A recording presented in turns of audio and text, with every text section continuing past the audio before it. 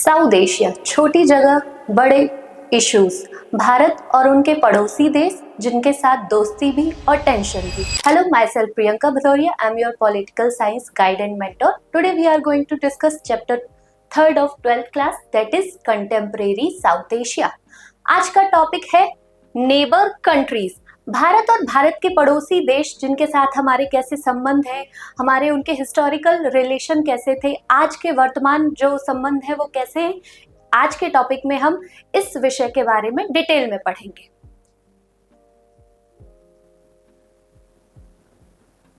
Contemporary South Asia. South Asia आखिर क्या है?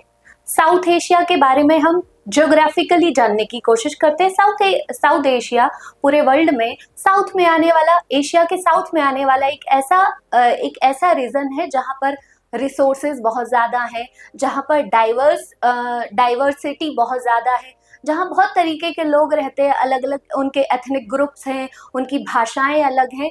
तो ये जो एरिया है हमेशा से ही सेंटर ऑफ अट्रैक्शन रहा है। आपने देखा होगा, हम अगर इंडियन सब कॉन्टिनेंट की बात करें तो एंशियंट टाइम से ही हमारे यहाँ इन्वेडर्स, हमारे यहाँ जो आक्रमणकारी हैं, बहुत पहले से ही आते रहे। क्यों? क्योंकि यहाँ के नेचुरल रिसोर्सेज ने, यहाँ की डाइवर्सिटी ने, यहाँ की संपत्ति ने, यहाँ के धन्य धान ने उनको बहुत अट्रैक्ट किया है। इसी वजह से आप देखते हैं यूनान से अलेक्जेंडर हमारे यहाँ आ गए, फिर एंशियंट टाइम में और भी बहुत सारे लोग आए जिनमें कुषाण, पहलव, शक वगैरह, ये सारे एंशियंट टाइम में आपको दिखाई देते। फिर तुर्क्स आए, अरब्स आए, मुगल्स आए, और कहीं ना कहीं आप अगर मॉडर्न टाइम पीरियड में देखते हैं तो हमारे यहाँ ब्रिटिशर्स आए, फ्रेंच आए, डच आए, पुर्तगीज आए। क्यों? क्योंकि साउथ एशिया की जो ज्योग्राफी है उसने इन लोगों को बहुत अट्रैक्ट किया, और कहीं ना कहीं यहाँ का जो पॉलिटिकल सिस्टम है, यहाँ की जो सोशल लाइफ है, उसको बहुत ज्यादा चेंज किया। इंट्रोडक्शन अगर हम देखें, South Asia has been a focus of global attention in the contemporary world. आज के समय में भी साउथ एशिया जो है सेंटर ऑफ अट्रैक्शन बना हुआ है। जब से इंडिया और पाकिस्तान जो है न्यूक्लियर पावर बने हैं, दुनिया के सारे देशों की नजर कहीं ना कहीं इंडिया और पाकिस्तान पर रहती है। इंडिया क्या कर रहा है, पाकिस्तान क्या कर रहा है, इंडिया और पाकिस्तान के आपसी रिलेशंस कैसे हैं, इनके बीच शांति है कि टकराव होता रहता है। कहीं ना कहीं ये देखने के लिए यूएसए हो चाहे यूरोपियन कंट्रीज हो, बड़ी दिलचस्पी रखते हैं इस एरिया में। वैरायटी ऑफ ऑनगोइंग कॉन्फ्लिक्ट्स, यहाँ पे बहुत सारे तरीके के कॉन्फ्लिक्ट्स चलते रहते हैं, जैसे बॉर्डर डिस्प्यूट चलता है, वाटर डिस्प्यूट चलता है। हमारा ज्यादातर जो हमारे पड़ोसी देश है उनके साथ हमारा वाटर डिस्प्यूट चल ही रहा है। चाहे अगर हम पाकिस्तान को देखें तो पाकिस्तान को इंडस रिवर, जो सिंधु नदी है, उसको लेकर कॉन्फ्लिक्ट चलता रहता है। नेपाल के साथ देखें तो महाकाली रिवर है, उसके साथ चलता है। बांग्लादेश की बात करें तो तीस्ता वाटर डिस्प्यूट है। तो हमारे कहीं ना कहीं हमारे जो नेबरिंग कंट्रीज है उनके साथ वाटर डिस्प्यूट्स रहते ही हैं। इसके अलावा इंसर्जेंसी, कभी भी विद्रोह हो जाते हैं, एथनिक कॉन्फ्लिक्ट्स दिखाई देते हैं, नस्लीय भेदभाव यहाँ दिखाई देते हैं, अलग अलग तरीके के रिलीजियस ग्रुप यहाँ रहते हैं। इस वजह से उनमें भी कभी कभार कन्फ्लिक्ट बढ़ जाती, कभी छोटी मोटी कन्फ्लिक्ट्स होती, कभी वही बड़े राइट्स बन जाती हैं, धार्मिक दंगे का रूप ले लेती हैं। यहाँ पर रिसोर्सेज भी आपको दिखाई देते हैं, रिसोर्सेज को लेकर भी लड़ाई चलती रहती है। ये जो पूरा सब कॉन्टिनेंट है, ये पूरा साउथ एशिया जो है, अगर आप देखें एग्रीकल्चर के पर्सपेक्टिव से देखें, नेचुरल रिसोर्सेज के पर्सपेक्टिव से देखें, तो ये बहुत रिच है। तो इसी रिसोर्सेज को गेन करने के लिए आपसी देश लड़ते रहते हैं। इसके अलावा despite the turbulence, many believe that cooperation among countries could lead to development and prosperity in this region. फिर भी लोगों का मानना है, इन सारी कॉन्फ्लिक्ट्स के बाद भी, वाटर डिस्प्यूट्स, बाउंड्री डिस्प्यूट्स, अलग अलग डिस्प्यूट्स के बाद भी लोगों का मानना है कि अगर ये लोग आपस में कोऑपरेट करके रहें तो कहीं ना कहीं ये रीजन जो है बहुत डेवलप हो सकता है। आज जिस तरीके से हम नॉर्थ अमेरिका को देखते हैं और या आसियान कंट्रीज को देखते हैं, वो किस तरीके से काम करें, अगर साउथ एशिया में भी इसी तरीके का कोऑपरेशन दिखाई दे, ये लोग अपने डिस्प्यूट्स को भूल कर, अपने कॉन्फ्लिक्ट्स को भूल कर अगर एक साथ आए, तो कहीं ना कहीं ये जो रीजन है पूरी तरीके से डेवलप कर सकता है, इकोनॉमिकली डेवलप कर सकता है, पॉलिटिकली डेवलप कर सकता है, सोशली डेवलप कर सकता है। यहाँ पॉवर्टी, अनएम्प्लॉयमेंट, बहुत सारी चीजें हैं जो कम हो सकती हैं। तो उसका रीजन यही है कि कहीं ना कहीं हमें आपस में कोऑपरेट करना पड़ेगा। What is south Asia? अगर हम साउथ एशिया की बात करें तो साउथ एशिया में कौन कौन सी कंट्रीज हैं जो साउथ एशिया में शामिल होंगी? हमारे पड़ोसी देश जितने भी देखे जाएं, इंडिया के पड़ोसी देश चाइना को हटा दो, चाइना साउथ एशिया में इंक्लूड नहीं होता, वो ईस्ट में थोड़ा सा चला जाता है। तो हमारे जो पड़ोसी देश है जैसे नेपाल है, पाकिस्तान है, मालदीव्स भी जो है हमारा पड़ोसी देश है, लेकिन हमारी वाटर बाउंड्री हम उससे शेयर करते हैं। लक्षद्वीप के पास में आपको मालदीव्स मिलेगा, भूटान है, श्रीलंका है, अफगानिस्तान है, बांग्लादेश है। ये जो देश है इन सारे देश को हम साउथ एशिया में इंक्लूड करते हैं। Bounded by formidable natural barriers. यहाँ कौन कौन से नेचुरल बैरियर्स है, मतलब ये जो देश है इनके बीच जो बाउंड्री लाइन है वो किन से मिलकर बनती। तो आप देखेंगे कि ऊपर हम हिमालयाज है, हिमालयाज पूरा इंडिया के साथ साथ नेपाल, भूटान, पाकिस्तान, यहाँ तक कि म्यांमार तक जाता है। म्यांमार का जो माउंटेन है जिसको अराकान योमा कहा जाता है, अराकान योमा को भी माना जाता है कि ये हिमालय का ही एक्सटेंशन है। तो नेचुरल बैरियर्स आपको यहाँ कौन कौन से दिखाई देंगे, जैसे ऊपर हिमालयाज दिखाई देगा, नीचे इंडियन ओशियन है, साइड से आपका अरेबियन सी है, यहाँ बे ऑफ बंगाल है। तो ये नेचुरल बैरियर्स हैं यहाँ के। यहाँ पर आपको इंडियन ओशियन मिलेगा, इसके अलावा बे ऑफ बंगाल। ये सारी चीजें जो हैं, ये सारे नेचुरल बैरियर्स जो है इसकी हिस्ट्री को, ज्योग्राफी को, यहाँ तक कि सोशल लाइफ को इन्फ्लुएंस करते हैं। अगर आप देखेंगे कि हिमालयन रीजन का कल्चर अलग होता है, अगर आप नीचे चले जाएंगे साउथ इंडिया में देखेंगे, साउथ इंडिया का कल्चर अलग होता है। जैसे हिमालयंस में रहने वाले लोग, ठंडा एरिया है तो वहाँ के कपड़े भी पहनने का तरीका अलग है, वहाँ के त्योहार भी अलग तरीके के होते हैं, वहाँ पर गर्म रहने के लिए नॉनवेज भी खाया जाता है। तो अगर हम नीचे आए साउथ इंडिया में देखें तो गर्मी वहाँ ज्यादा होती है, तो वहाँ का कल्चर भी डिफरेंट होता है। लोगों के कपड़े पहनने का तरीका, हल्के रंग के कपड़े पहनते हैं, लुंगी पहनते हैं, सफेद कलर की साड़ी या हल्के रंग की साड़ियां पहनते हैं। तो कहीं ना कहीं ज्योग्राफी जो है वो हमारी सोशल लाइफ को भी, हमारी कल्चरल लाइफ को भी इन्फ्लुएंस करती है, और कहीं ना कहीं ये पूरी सारी चीजें पॉलिटिकल सिस्टम को भी इन्फ्लुएंस करती है। Despite its challenges, South Asia has made a significant stride towards a cooperation in regional integration. इसके साथ साथ भी बहुत सारे चैलेंजेस होने के बाद भी, कंफ्लिक्ट होने के बाद भी हम एक दूसरे के साथ कोऑपरेशन दिखाई देता है। इंडिया का पाकिस्तान के साथ एक बार थोड़ा सा मान लिया जाए कि पाकिस्तान के साथ उतना कोऑपरेशन नहीं, लेकिन इंडिया जो है और अदर कंट्रीज के साथ बहुत अच्छा कोऑपरेट करता है। उनके साथ उनकी बहुत सारे एग्रीमेंट हैं, हम ट्रेड करते हैं, उनके बीच में बसेस चलाते हैं, रेलवे लाइंस, जो रेलवे कनेक्टिविटी हमने साथ में बना रखी है। जैसे बांग्लादेश के साथ हम मैत्री एक्सप्रेस चलाते हैं, ऐसे नेपाल के साथ हम बस रूट से ट्रेवल करते हैं। पहले पाकिस्तान के साथ भी समझौता एक्सप्रेस वगैरह चलती थी, लेकिन 2019 के बाद से बंद कर दिया गया जैसे। इसके बाद अगर आप देखेंगे, this reflect complex interplay of conflicts and collaboration. South Asia में आपको बड़ा मिक्स प्ले दिखाई देगा। हम लड़ते भी हैं, हम साथ भी रहते हैं, और हम इसी तरीके से एंशिएंट टाइम से आज तक हमारे बीच ऐसा ही चल रहा है। पड़ोसी हैं, पड़ोसियों में थोड़ी सी लड़ाई भी होती है, झगड़ा भी होता है, फिर आपस में कोई परेशानी आती है तो आपस में एक दूसरे के साथ मिलजुल कर काम करते हैं। तो इसी तरीके से आपको साउथ एशिया में भी दिखाई देता है। ये आप मैप देखेंगे, ये पूरा साउथ एशिया का मैप है। यहाँ से आप अफगानिस्तान देख सकते हैं, पाकिस्तान है, इधर नेपाल है, भूटान है, बांग्लादेश है, म्यांमार भी थोड़ा सा इसमें शामिल हो जाता है। इसके बाद मालदीव से, ये पूरा जो है आपको साउथ एशिया का मैप दिखाई दे रहा है। इसके साथ साथ अगर हम साउथ एशिया के फीचर्स देखें तो साउथ एशिया के फीचर्स कैसे हैं। साउथ एशिया के, जैसे मैंने अभी आपको बताया था कि साउथ एशिया में नेचुरल बाउंड्रीज है, नेचुरल बैरियर्स है। ऊपर की तरफ देखेंगे तो हिमालयाज मिलेगा आपको, नीचे देखेंगे तो इंडियन ओशियन मिलेगा, इंडियन ओशियन के साइड से आपको अरेबियन सी मिलेगा, वेस्ट बे ऑफ बंगाल मिलेगा। तो ये सारे नेचुरल बैरियर्स, ये सिर्फ इंडिया के ही नहीं है, पाकिस्तान भी इंडियन ओशियन को शेयर करता है, मालदीव भी इंडियन ओशियन को शेयर करता है, बांग्लादेश बे ऑफ बंगाल को शेयर करता है। तो इस तरीके से ये आपस में इनके नेचुरल बैरियर्स हैं, और ये सारे नेचुरल बैरियर्स को आपस में शेयर करते हैं। हमारी जो बाउंड्री लाइंस है कुछ देशों के साथ फिक्स है, मतलब निश्चित है कि किसकी बाउंड्री कैसी होगी, हमने फिक्स कर रखा है। लेकिन ईस्ट और वेस्ट में हमारी जो बाउंड्रीज है वो फिक्स्ड नहीं है, अभी भी उसको लेकर कन्फ्लिक्ट चलता रहता है। बांग्लादेश के साथ हमारा बाउंड्री कन्फ्लिक्ट चलता है, पाकिस्तान के साथ हमारा बाउंड्री कन्फ्लिक्ट चलता है, कभी कई बार चाइना भी कहता है कि हमारे साथ, लेकिन चाइना को इसमें शामिल नहीं किया जाता है।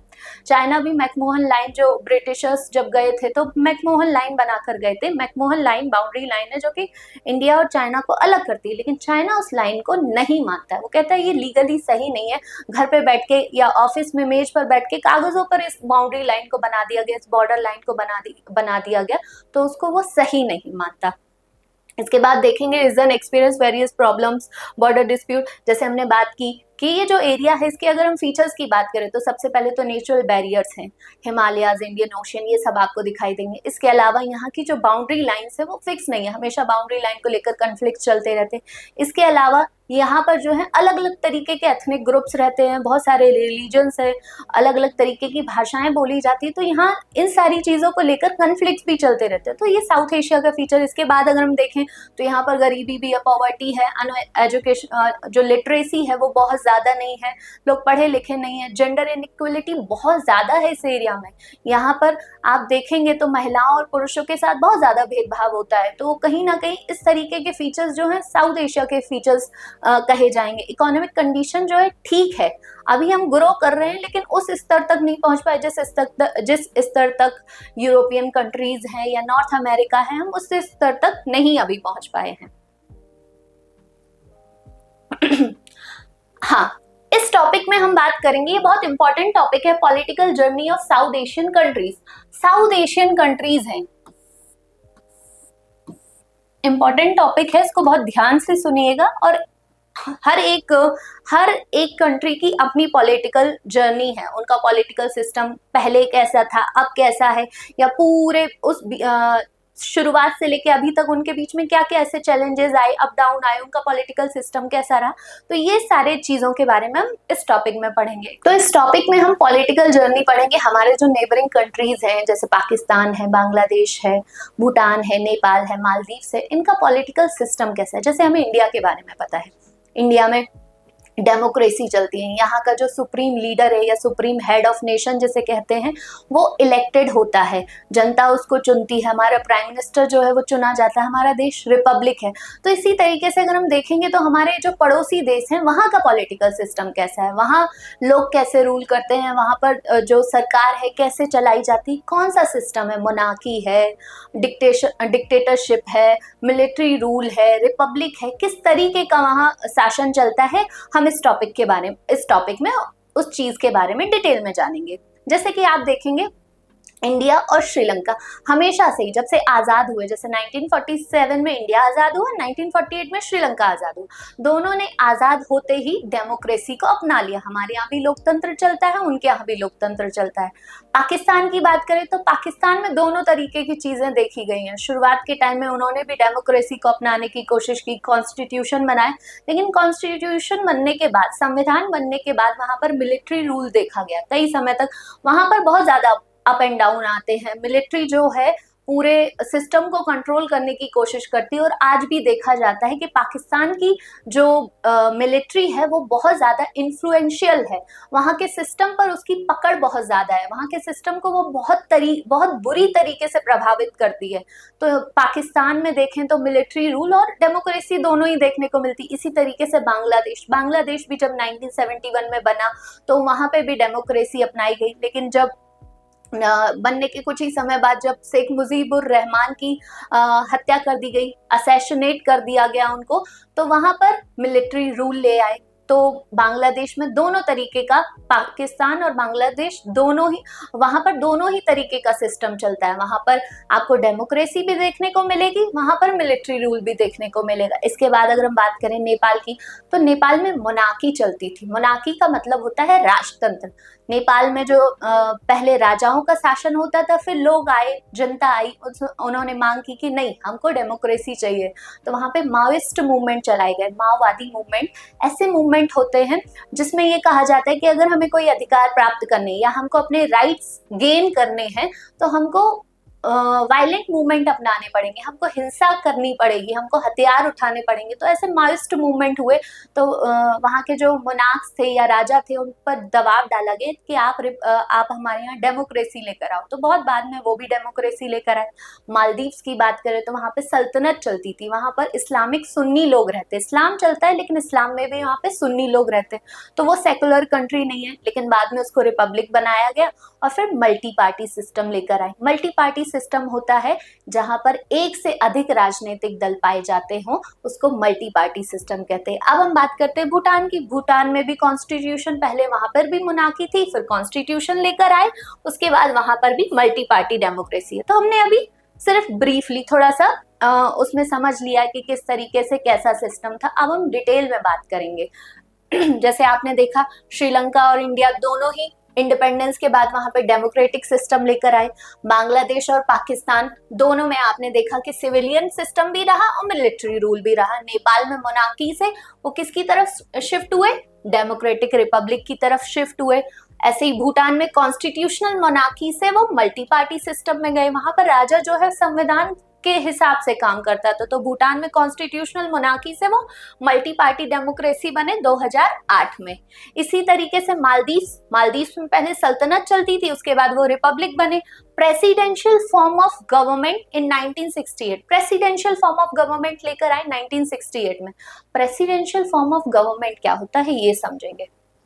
जैसे कि कई तरीके के सिस्टम होते हैं, लेकिन हम अभी दो तरीके के सिस्टम की बात करेंगे, presidential form of system, presidential system या पार्लियामेंट्री सिस्टम। प्रेसिडेंशियल सिस्टम में क्या होता है कि जो प्रेसिडेंट होता है वो हेड ऑफ एग्जीक्यूटिव होता है, कार्यपालिका का प्रधान होता है, और वो जो अपने काम करता है उसमें अकाउंटेबल नहीं होता है लेजिस्लेटिव के प्रति।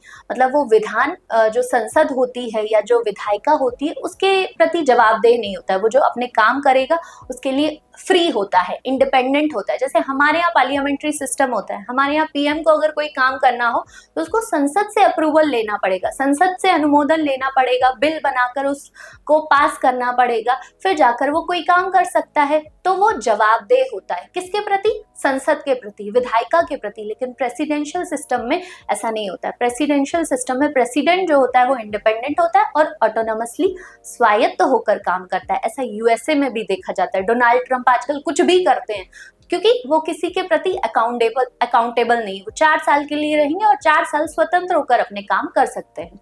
तो प्रेसिडेंशियल सिस्टम जो है मालदीव्स में भी लाया गया, और उसके बाद वहां पर मल्टी पार्टी पॉलिटिक्स आई 2005 में।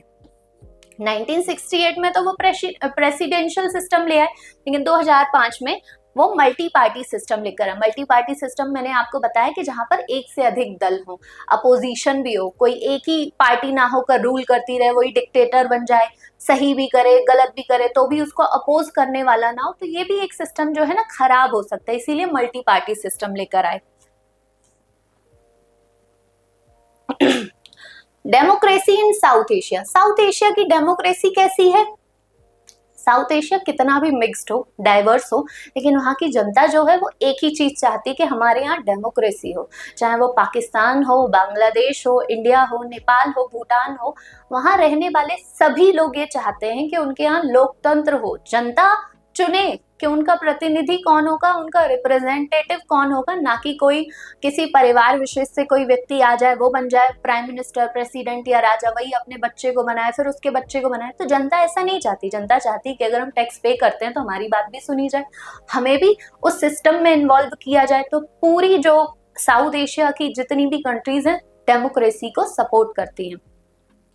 रिसेंट सर्वे में देखा गया कि 5 मेजर कंट्रीज में सर्वे हुआ और उसमें देखा गया कि सभी ने डेमोक्रेसी को सपोर्ट किया। ऑर्डिनरी सिटीजन्स, ज्यादातर क्या होता है कि जो आम जनता होती है वो तो डेमोक्रेसी को मानती है, लेकिन जो वेल्दी पीपल होते हैं या जो बहुत अच्छे परिवार से आते हैं, उनका डोमिनेंस हिस्ट्री में रहा हो या वो किसी राजा के परिवार से रहे हो, जैसे कहीं पर पहले रियासत रही हो और उनको हटा के हम कहें कि डेमोक्रेसी लाई जाए, तो वो लोग क्यों हटना चाहेंगे? किसको अपनी सत्ता खोना अच्छा लगता है, किसको अपना पावर खोना अच्छा लगता है? तो जो वेल्दी पीपल होते हैं या इलीट क्लासेस से लोग होते हैं वो नहीं कभी चाहते कि डेमोक्रेसी आए, वो चाहते हैं कि वो ही पावर में रहे। तो उन लोगों को अगर छोड़ दिया जाए और आम जनता की बात की जाए तो आम जनता जो है डेमोक्रेसी को ही सपोर्ट करती है, लोकतंत्र को ही सपोर्ट करती है। इसके बाद people prefer democracy over other forms of government, believe it is suitable for their country. लोगों का यही मानना है कि डेमोक्रेसी जो है अदर सिस्टम के कंपैरिजन में ज्यादा बेहतर है उनके लिए। These findings are significant because it was previously thought that democracy could only thrive in prosperous countries. ये बड़ा इंपॉर्टेंट टॉपिक है। जब इसके बारे में मैंने पढ़ा था कि पहले जब डेमोक्रेसी या जितने भी पॉलिटिकल थिंकर्स थे अलग अलग सिस्टम की बात करते थे, एरिस्टोक्रेसी की बात करते थे, टायरनी की बात करते थे, डेमोक्रेसी की बात करते थे, तो लोगों का ये कहना था कि डेमोक्रेसी सिर्फ उन्हीं देशों में लाई जा सकती है जो थोड़े पढ़े लिखे हो, समझदार हो, विकसित हो, जो अपना जनप्रतिनिधि चुनने की समझ रखते हो, ऐसी ही जगह पर जो है डेमोक्रेसी जो है सफल हो सकती है। तो साउथ एशिया ने इस सोच को बदला, उन्होंने कहा नहीं, बहुत ज्यादा विकसित होने की जरूरत नहीं है, अगर हमारे पास समझ है और हम अपनी समस्याओं को उन तक पहुंचाना चाहते हैं तो हम अपना प्रतिनिधि खुद चुनेंगे, ना कि कोई और व्यक्ति हम पर रूल करे। तो साउथ एशियंस की जो कंट्रीज थी, वहां के लोग थे, उन्होंने इस थ्योरी को, इस कॉन्सेप्ट को फेल कर दिया, उसको गलत साबित किया कि नहीं, हमारे यहाँ भी डेमोक्रेसी सक्सेसफुल हो सकती है। इंडिया देखो, इंडिया में लिटरेसी धीरे धीरे बढ़ रही, लेकिन फिर भी हमारे यहाँ डेमोक्रेसी, जब से हम आजाद हुए, हमारे यहाँ डेमोक्रेसी अच्छी खासी चल रही है। हाँ, उसमें सुधार की गुंजाइश होनी चाहिए। कोई भी सिस्टम हो, चाहे प्रेसिडेंशियल फॉर्म ऑफ गवर्नमेंट हो, मोनार्की हो, एरिस्टोक्रेसी हो, कुछ भी हो, अगर किसी भी सिस्टम में सुधार की गुंजाइश नहीं है तो वो फेल ही हो जाएगी। इसीलिए डेमोक्रेसी में लिबरल डेमोक्रेसी की बात की जाती है, ऐसी डेमोक्रेसी जहां सुधार की गुंजाइश हो। तो साउथ एशिया में जो है ये थ्योरी मानी गई है कि नहीं, हमारे लिए डेमोक्रेसी ही बेहतर है। The south Asian experience with democracy has broadened the global understanding of democracy. South Asia में देखा जाता है कि ग्लोबल डेमोक्रेसी की जो समझ है वो बहुत बेहतर है। अब हम बात करेंगे अलग अलग सिस्टम की। हम बात करेंगे कि पाकिस्तान की हिस्ट्री क्या रही, पाकिस्तान का पॉलिटिकल सिस्टम क्या रहा, बांग्लादेश की कहानी क्या रही, बांग्लादेश कैसे बना, बांग्लादेश में सरकार कैसे चलाई जाती है, इसके अलावा मालदीव में कैसा है, भूटान में कैसा है, नेपाल में कैसा है, इसके बारे में हम डिटेल में बात करेंगे। अब हम इस टॉपिक में बात करेंगे कि military and democracy in Pakistan. Pakistan में मिलिट्री और डेमोक्रेसी दोनों एक साथ कैसे बनी हुई और किस तरीके से यहाँ पर मिलिट्री रूल ला देते हैं, किस तरीके से इलेक्शन होते हैं, ये पूरी कहानी हम समझेंगे। इसकी एक शॉर्ट में मैं आपको कहानी सुनाऊंगी, मतलब आप अगर इसको कहानी की तरह सुनेंगे तो ज्यादा अच्छे तरीके से समझ पाएंगे, वरना आपको ये लगेगा कि अरे ये तो बहुत सारे फैक्ट्स हैं, कैसे याद रखेंगे, कौन आया कौन गया और इससे हमारा क्या लेना देना। एक कहानी की तरह आप इसको सुने और समझे। सबसे पहले आप देखते हैं इंडिया का कॉन्स्टिट्यूशन कब बनकर इम्प्लीमेंट हो गया, 1950 में। पाकिस्तान का वही बना जाकर 1956 में, उन्होंने उस समय जाकर उसको इम्प्लीमेंट किया। 1956 में जब पाकिस्तान का कॉन्स्टिट्यूशन बना और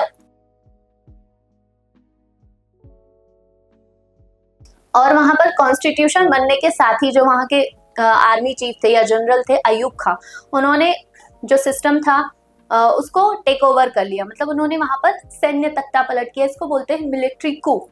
स्पेलिंग जरूर COUP होता है, इसको पढ़ते हैं मिलिट्री कू, सैन्य तख्ता पलट। सैन्य तख्ता पलट का मतलब होता है कि आपकी जो सरकार है उसको गिरा दिया जाए, मिलिट्री की हेल्प लेकर। कोई प्राइम मिनिस्टर है या प्रेसिडेंट है, उसको हटा दिया जाए मिलिट्री के पावर से, तो इसको बोलते हैं मिलिट्री कू या सैन्य तख्ता पलट। तो अयूब खां आते हैं और अयूब खां वहां पर जो इलेक्टेड गवर्नमेंट होती है, जो सरकार है, प्राइम मिनिस्टर है, प्रेसिडेंट है, उसको हटाकर खुद वहां पर रूल करने लगते हैं, शासन करने लगते हैं। कुछ समय तक वो रहते हैं, उसके बाद इलेक्शन भी होते हैं, लेकिन इलेक्शन में लोग जो होते हैं उनसे खुश नहीं होते, इसके साथ साथ वो रिजाइन दे देते हैं। इसके बाद आप देखते हो जनरल याह्या खां। याह्या खां की भी बड़ी इंटरेस्टिंग कहानी है। याह्या खां के बारे में आप जानेंगे कि उस समय जब पाकिस्तान बना था 1971 में, तो जो पाकिस्तान, पूरा पाकिस्तान को उसको याह्या खां ही चला रहे थे। आपने अगर मूवी देखी होगी, एक कुछ समय पहले ही, 2 साल पहले ही शायद विक्की कौशल की मूवी आई थी जिसका नाम था सैम बहादुर। सैम बहादुर अगर आप मूवी देखेंगे तो उसमें याह्या खां के बारे में भी आपको थोड़ा बहुत जानने को मिलेगा। याह्या खां के टाइम में उन्होंने पूरी तरीके से जो पाकिस्तान था उसको अपने कंट्रोल में ले लिया, मिलिट्री उसको कंट्रोल की हुई थी, पूरे सिस्टम को चला रही थी। और याह्या खां जो थे एक अनसक्सेसफुल लीडर साबित हुए और उन्हीं की वजह से कहीं ना कहीं बांग्लादेश आगे जाकर एक इंडिपेंडेंट कंट्री बन गया। बांग्लादेश की कहानी हम बांग्लादेश के स्लाइड में पढ़ेंगे, बांग्लादेश के टॉपिक में पढ़ेंगे कि किस तरीके से बांग्लादेश बना, हमारा इंडिया का या इंदिरा गांधी जी का उसमें क्या रोल था, तो ये उस टॉपिक में जानेंगे। याह्या खां, अयूब खां के बाद याह्या खां जो है वो जनरल याह्या खां है, मिलिट्री टेक ओवर करते हैं और उन्हीं के समय बांग्लादेश बनता है। याह्या खां के बाद जब याह्या खां हार जाते हैं, मतलब एक तरीके से पाकिस्तान बन जाता, पाकिस्तान से, वेस्ट पाकिस्तान से ईस्ट पाकिस्तान अलग हो जाता है, जिसको आज बांग्लादेश कहते हैं। लोग बहुत ज्यादा उनसे नाराज हो जाते हैं और वो हट जाते हैं। उसके बाद आते हैं जुल्फिकार अली भुट्टो। जुल्फिकार अली भुट्टो 1971 में प्राइम मिनिस्टर बनते हैं। उसके बाद आप अगर जुल्फिकार अली भुट्टो के बारे में जानेंगे तो शिमला एग्रीमेंट जो हुआ था श्रीमती इंदिरा गांधी जी के साथ, जो हमारी फॉर्मर प्राइम मिनिस्टर थी, और जुल्फिकार अली भुट्टो ने ही शिमला समझौता किया था, शिमला एग्रीमेंट किया था, और उसके बाद ही हमारी LOC डिसाइड हुई थी, लाइन ऑफ कंट्रोल डिसाइड हुई थी। तो जुल्फिकार अली भुट्टो उस समय थे। बाद में 1971 से लेकर 77 तक ये रहे। इसके बाद इनको भी हटा दिया जाता है। इनको जियाउल हक, जो जनरल, अगले जनरल होते हैं जियाउल हक, उनको हटा देते हैं। इन पर करप्शन के चार्जेस और अदर चार्जेस लगाकर इनको जेल में डाल दिया जाता है और बाद में इनको फांसी दे दी जाती है। फिर जियाउल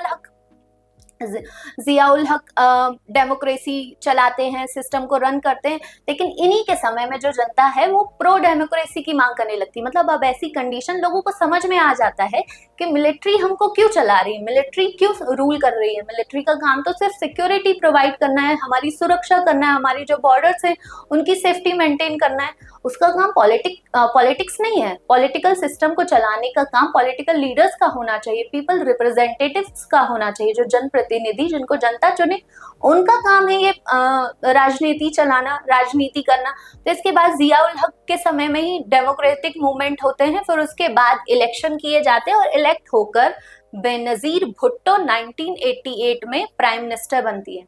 बेनजीर भुट्टो की भी कहानी बड़ी दिलचस्प है। वो पाकिस्तान की पहली महिला प्राइम मिनिस्टर थी। 1988 से लेकर 2 बार वो बनी है, 1988 से लेकर 1990 तक प्राइम मिनिस्टर रही। इसके बाद वो 1993 से 1996 तक प्राइम मिनिस्टर रही। तो 2 बार ये बेनजीर भुट्टो जो है प्राइम मिनिस्टर बनती हैं। उसके बाद ही बेनजीर भुट्टो जो है उनकी पार्टी और मुस्लिम लीग में कन्फ्लिक्ट चलने लगते हैं। बेनजीर भुट्टो की पार्टी का नाम था पाकिस्तान पीपल्स पार्टी, PPP।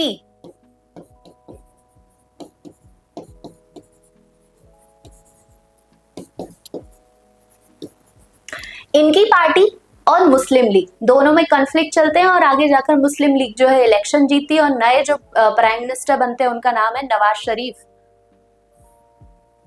बाद में नवाज शरीफ को भी 1998 में ये नवाज शरीफ बनते हैं। बाद में 1999 में इनको जनरल परवेज मुशर्रफ जो हैं इनको हटा देते हैं और खुद जाकर प्रेसिडेंट बन जाते हैं। तो आपने क्या देखा, यहाँ पर 4 बार मिलिट्री रूल देखने को मिला। सबसे पहले अयूब खान आए, फिर याहिया खान आए, फिर जियाउल हक आए, फिर परवेज मुशर्रफ आए। तो 4 बार यहाँ पर मिलिट्री रूल देखा गया। 2001 से लेकर 2008 तक ये जो परवेज मुशर्रफ हैं ये वहां के प्रेसिडेंट रहे या इन्होंने रूल किया। 2007 में इलेक्शन होने वाले थे।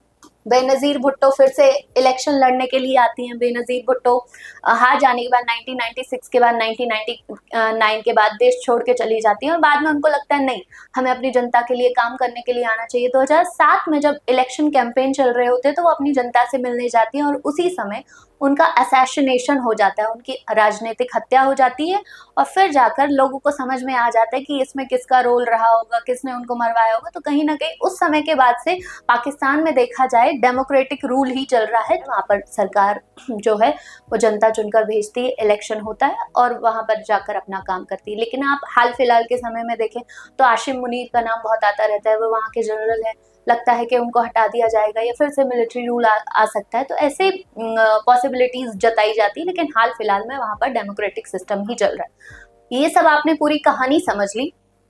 अब इस पूरी कहानी से आपको क्या चीज समझ में आती है कि वहां पर जो सिस्टम है वो इतना अनस्टेबल क्यों है, वहां पर जो मिलिट्री है, वहां पर जो आर्मी है वो इतनी इन्फ्लुएंशियल क्यों है, वहां पर आर्मी का इतना प्रभाव क्यों है जनता की जनता के जीवन पर, आम जीवन पर, आम जीवन पर जो है सैन्य शासन या वहां की जो सेना है वो इतना ज्यादा इफेक्ट क्यों डाल पाती है। तो इसके बहुत सारे रीजन है। पहला तो कि वहाँ के लोगों को समझ नहीं है, वो अवेयर नहीं है इस बात से कि हमारे लिए क्या सही है और क्या गलत है। लिटरेसी बहुत ज़्यादा नहीं है, साक्षरता बहुत कम है।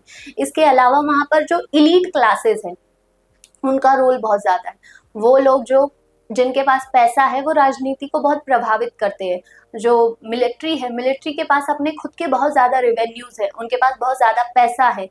अफीम की खेती हो या और भी कई जगह से पैसा आता है, वो कहीं ना कहीं मिलिट्री के पास ही जमा होता है। इसके अलावा सबसे बड़ा जो मेजर रीज़न है वहाँ का है वो टेररिज्म फंडिंग को प्रमोट करने का काम कहीं ना कहीं हम कहें तो उनकी मिलिट्री ही करती है। तो जनता जो है मिलिट्री के सामने छोटी पड़ जाती है, कमजोर पड़ जाती है, तो इस वजह से वो अपने यहाँ डेमोक्रेटिक सिस्टम को नहीं ला पाती है पूरी तरीके से। चाहे कितने भी आंदोलन हो, चाहे कितने भी मूवमेंट्स चला लो, कुछ भी कर लो, वहां पर मिलिट्री कहीं ना कहीं अपना इन्फ्लुएंस डालती है। इसके साथ साथ वहां के जो धार्मिक कट्टरपंथी लोग हैं जो इस्लाम को सपोर्ट करते हैं, या वहाँ के जो इस्लामिक हार्डलाइनर्स हैं, वो कहीं ना कहीं मिलिट्री को सपोर्ट करते हैं, उनके सही गलत को भी सही मानते हैं, चाहे वो गलत करें या सही करें, हमेशा उनका ही सपोर्ट करते हैं। तो कहीं ना कहीं ये सारे रीजंस जो हैं वहाँ की अनस्टेबल पॉलिटिकल सिस्टम के लिए जिम्मेदार हैं। इसके साथ साथ जो मिलिट्री ग्रुप्स हैं वो भी यही आर्ग्यू करते हैं कि वहाँ की डेमोक्रेसी जो है वो झूठी है, उसमें फ्लॉज हैं, कमजोर है, वहाँ के लिए जो मिलिट्री रूल है वही सबसे बेहतर है, वही अच्छा है। इसके अलावा इतने सारे डेमोक्रेटिक चैलेंजेस के बाद भी वहाँ के जो आम जनता है वो डेमोक्रेसी को ही सपोर्ट करती है। वहाँ की प्रेस है, मीडिया है, या जो भी ह्यूमन राइट एक्टिविस्ट हैं वो डेमोक्रेसी की ही बात करते हैं। इसके साथ साथ एक बहुत बड़ा रीजन ये भी है कि पाकिस्तान को ग्लोबल लेवल से सपोर्ट नहीं मिलता है डेमोक्रेसी के लिए। जो यूरोपियन कंट्रीज हैं, या अमेरिका की बात करें, या अदर कंट्रीज की बात करें, वो आज भी यही चाहती हैं कि ये लोग अपने में ही उलझे रहें, ताकि इनको इकोनॉमिक ग्रोथ का मौका ही ना मिले, ये आपस में ही लड़ते रहें, इनके देश में ही सिविल वॉर चलती रहे, इनके देश में ही एथनिक कन्फ्लिक्ट्स चलते रहें, इंडिया पाकिस्तान आपस में ही लड़ता रहे, तो हम अपना काम कर सके, हम खुद डेवलप हो सके और दुनिया में सुप्रीम पावर बन के बैठे रहें। तो कहीं ना कहीं जो ग्लोबल कंट्रीज हैं या इंटरनेशनल ग्रुप्स हैं वो कहीं ना कहीं पाकिस्तान को गलत कामों के लिए इनकरेज करते हैं, उनको फंडिंग करते हैं, जबकि मालूम है कि वहाँ टेररिज्म होता है, बहुत सारी गलत एक्टिविटीज होती है, लेकिन उन पर कंट्रोल नहीं लगाया जाता। तो यही कहीं ना कहीं रीजन बनता है कि वहां पर जो पॉलिटिकल सिस्टम है वो अनस्टेबल है।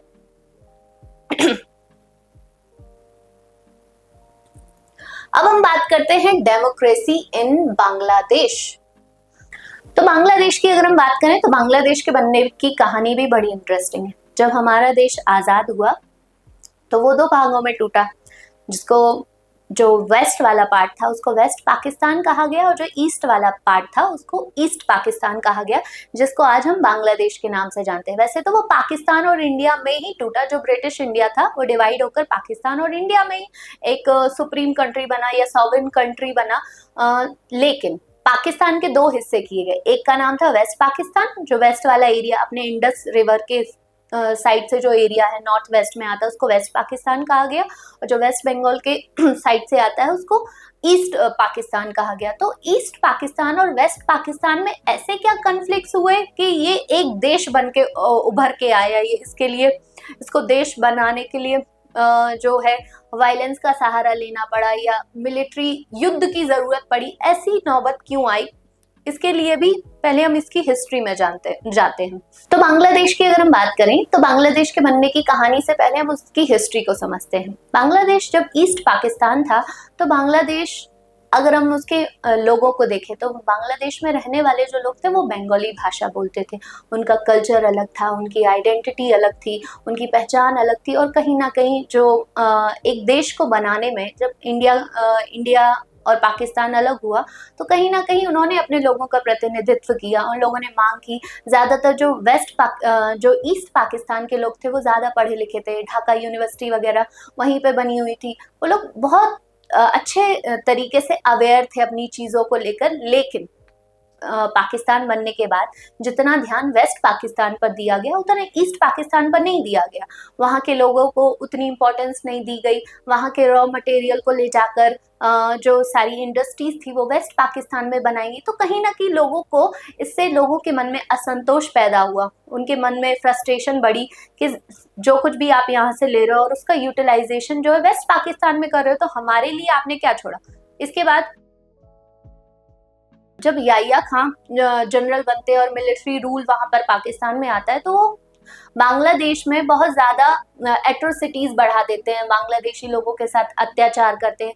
अगर आपने ऑपरेशन सर्च लाइट का नाम सुना हो तो ऑपरेशन सर्च लाइट जो था याहिया खान का बहुत ही क्रूअल मूव था। वहां पर उन्होंने लोगों की हत्याएं की, जो बंगाली लोग थे वो अपने अधिकारों की मांग कर रहे थे तो उनके लिए उनकी हत्याएं की, बहुत सारे बच्चों को महिलाओं को मरवा दिया गया। तो कहीं ना कहीं इससे क्या हुआ, वहां से लोग भागकर इंडिया की तरफ आए। इंडिया में रिफ्यूजी इशू बढ़ गया, शरणार्थियों की समस्या का मुद्दा बढ़ गया, बांग्लादेशी लोग आकर हमारे यहाँ रहने लगे। नॉर्थ ईस्ट में उन लोगों ने बहुत सारे जगह पर आकर मतलब बोले अवैध रूप से घुसपैठ की। तो इससे क्या हुआ कि हमारे रिसोर्सेज पर भी बर्डन बढ़ा। हमारे यहाँ के जो मूल लोग थे जो नॉर्थ ईस्ट में रह रहे थे, बेसिकली मेघालय आसाम वाले एरियाज में, उन लोगों ने भी हमारी सरकार से मांग की कि इस समस्या को सुलझाया जाना चाहिए। इसके साथ ही साथ वहां का जो सिस्टम था वो धीरे धीरे कमजोर होता गया, और वहां के जो लीडर थे जिनका नाम है, आवामी लीग के लीडर थे जिनका नाम था शेख मुजीबुर रहमान, उन्होंने हमारी जो प्राइम मिनिस्टर थी उस समय की इंदिरा गांधी से सपोर्ट मांगा, उनसे हेल्प मांगी कि हमारी मदद करिए। तो इंदिरा गांधी को भी लगा कि हमारे यहाँ भी तो रिफ्यूजी समस्या बढ़ रही, तो क्यों ना हमको बांग्लादेश की हेल्प करनी चाहिए। उस समय ईस्ट पाकिस्तान कहते थे। तो बांग्लादेश को बनवाने में कहीं ना कहीं हमारे जो फॉर्मर प्राइम मिनिस्टर है इंदिरा गांधी जी का बहुत बड़ा रोल रहा। अब ये जो आवामी लीग है, ये लोगों ने इतना प्रोटेस्ट क्यों किया, इसकी भी एक कहानी है। इसमें अगर आप देखेंगे, शेख मुजीबुर रहमान की पार्टी थी जिसका नाम था आवामी लीग। आवाम का मतलब होता है जनता, जनता की पार्टी। उन्होंने अपनी एक पार्टी बनाई, इलेक्शन लड़ा, और इलेक्शन में ईस्ट पाकिस्तान की जितनी भी सीट्स थी सारी की सारी आवामी लीग को मिली। लेकिन क्या होता था कि ईस्ट पाकिस्तान और वेस्ट पाकिस्तान में सरकार दोनों मिलाकर बनती थी, मतलब जिसकी सीट ज्यादा होती थी दोनों नंबर काउंट किए जाते थे और उसको मिलाकर प्राइम मिनिस्टर बना दिया जाता था। तो जब आवामी लीग के लोग जीते तो उनकी सरकार, उन्हें सरकार बनाने का मौका ही नहीं दिया गया। या खान ने मार्शल लॉ लगा दिया, मिलिट्री रूल करने लगे। तो इससे जो शेख मुजीबुर रहमान थे वो बहुत ज्यादा गुस्सा हुए, या उनके मन में, उनको समझ में आ गया था कि ये जो वेस्ट पाकिस्तान है ये हमारे लिए कुछ नहीं काम करेगा। हम चाहे कितना भी एप्लीकेशन दे दें, सुधारों की मांग कर ले, ऐसे तो ये हमारे लिए कुछ नहीं करेंगे। तो उन्होंने मार्च 1971 में ईस्ट पाकिस्तान को बांग्लादेश के नाम से एक अलग इंडिपेंडेंट कंट्री डिक्लेयर कर दिया। इसके बाद ही ये सारे एक्शन लिए गए, ऑपरेशन सर्च लाइट हो या और भी सारे ऑपरेशंस जो है उनके अगेंस्ट में चलाए गए, और इससे जो है ना लोगों में विद्रोह की भावना पैदा हुई, उन्होंने हथियार उठा लिए। इसी के साथ साथ शेख मुजीबुर रहमान ने अपनी पार्टी के साथ साथ ही एक नई फोर्स बनाई जिसका नाम था मुक्ति वाहिनी।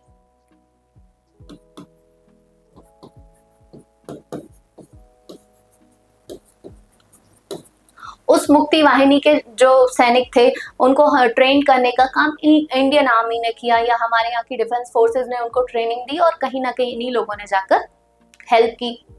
आगे आप देखते हो, इसी वजह से पाकिस्तान है वो बहुत ज्यादा फ्रस्ट्रेट हो गया। उसको समझ में आ गया कि इंडिया जो है बांग्लादेशी जो लोग हैं उनको सपोर्ट कर रहा है, तो उन्होंने हमारे ऊपर अटैक कर दिया। तो 3 दिसंबर से लेके 16 दिसंबर तक एक वॉर चला जिसको हम 1971 के वॉर के नाम से जानते हैं, और कुछ दिनों में ही हमने पाकिस्तान को हरा दिया। हमारे सपोर्ट में जो थे उस समय रशिया ने हमारी हेल्प की, यूएसए ने पाकिस्तान की हेल्प की, और कहीं कुछ ही दिनों में जाकर हमने बहुत सारे जो सैनिक थे, कहा जाता है कि 90,000 जो सैनिक थे, पाकिस्तानी सैनिक, उन्होंने हमारे सामने सरेंडर किया।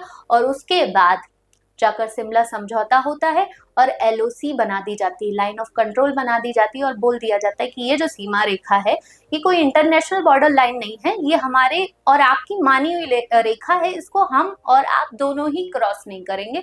इसके जो ईस्ट का एरिया है वो इंडिया हो जाएगा और इसके वेस्ट का जो एरिया है वो पाकिस्तान हो जाएगा। तो एलओसी 1971 का जो शिमला समझौता है उसी के बाद तय की गई, और उस समझौते को पूरा करने में 2 लोग साथ आए।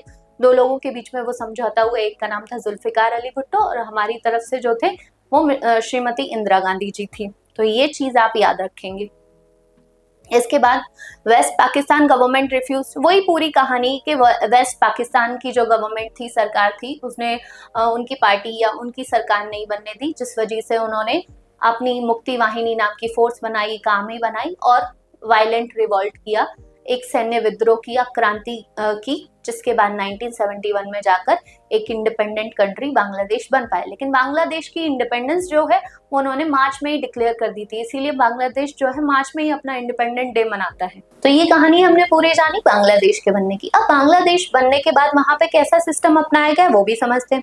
बांग्लादेश जब 1971 में बन गया तो उन्होंने डेमोक्रेटिक सिस्टम को अपनाया, उन्होंने लोकतंत्र को अपनाया, और वहां पर जनता का शासन, जनता की तरफ से प्रतिनिधि चुनकर आता था और वही शासन करता था। लेकिन 1975 में शेख मुजीबुर रहमान को उनकी पूरी फैमिली के साथ असैसिनेट कर दिया जाता है, उनकी राजनीतिक हत्या कर दी जाती है और उसके बाद फिर से मिलिट्री रूल आ जाता है। और जिया उर रहमान की डेथ के बाद जो है नए जो जनरल बनते हैं, जिया शेख मुजीबुर रहमान के बाद जो है उनको हटाकर या उनको असैसिनेट कर जिया उर रहमान जो है वो आ जाते हैं और मिलिट्री गवर्नमेंट एस्टेब्लिश करते हैं।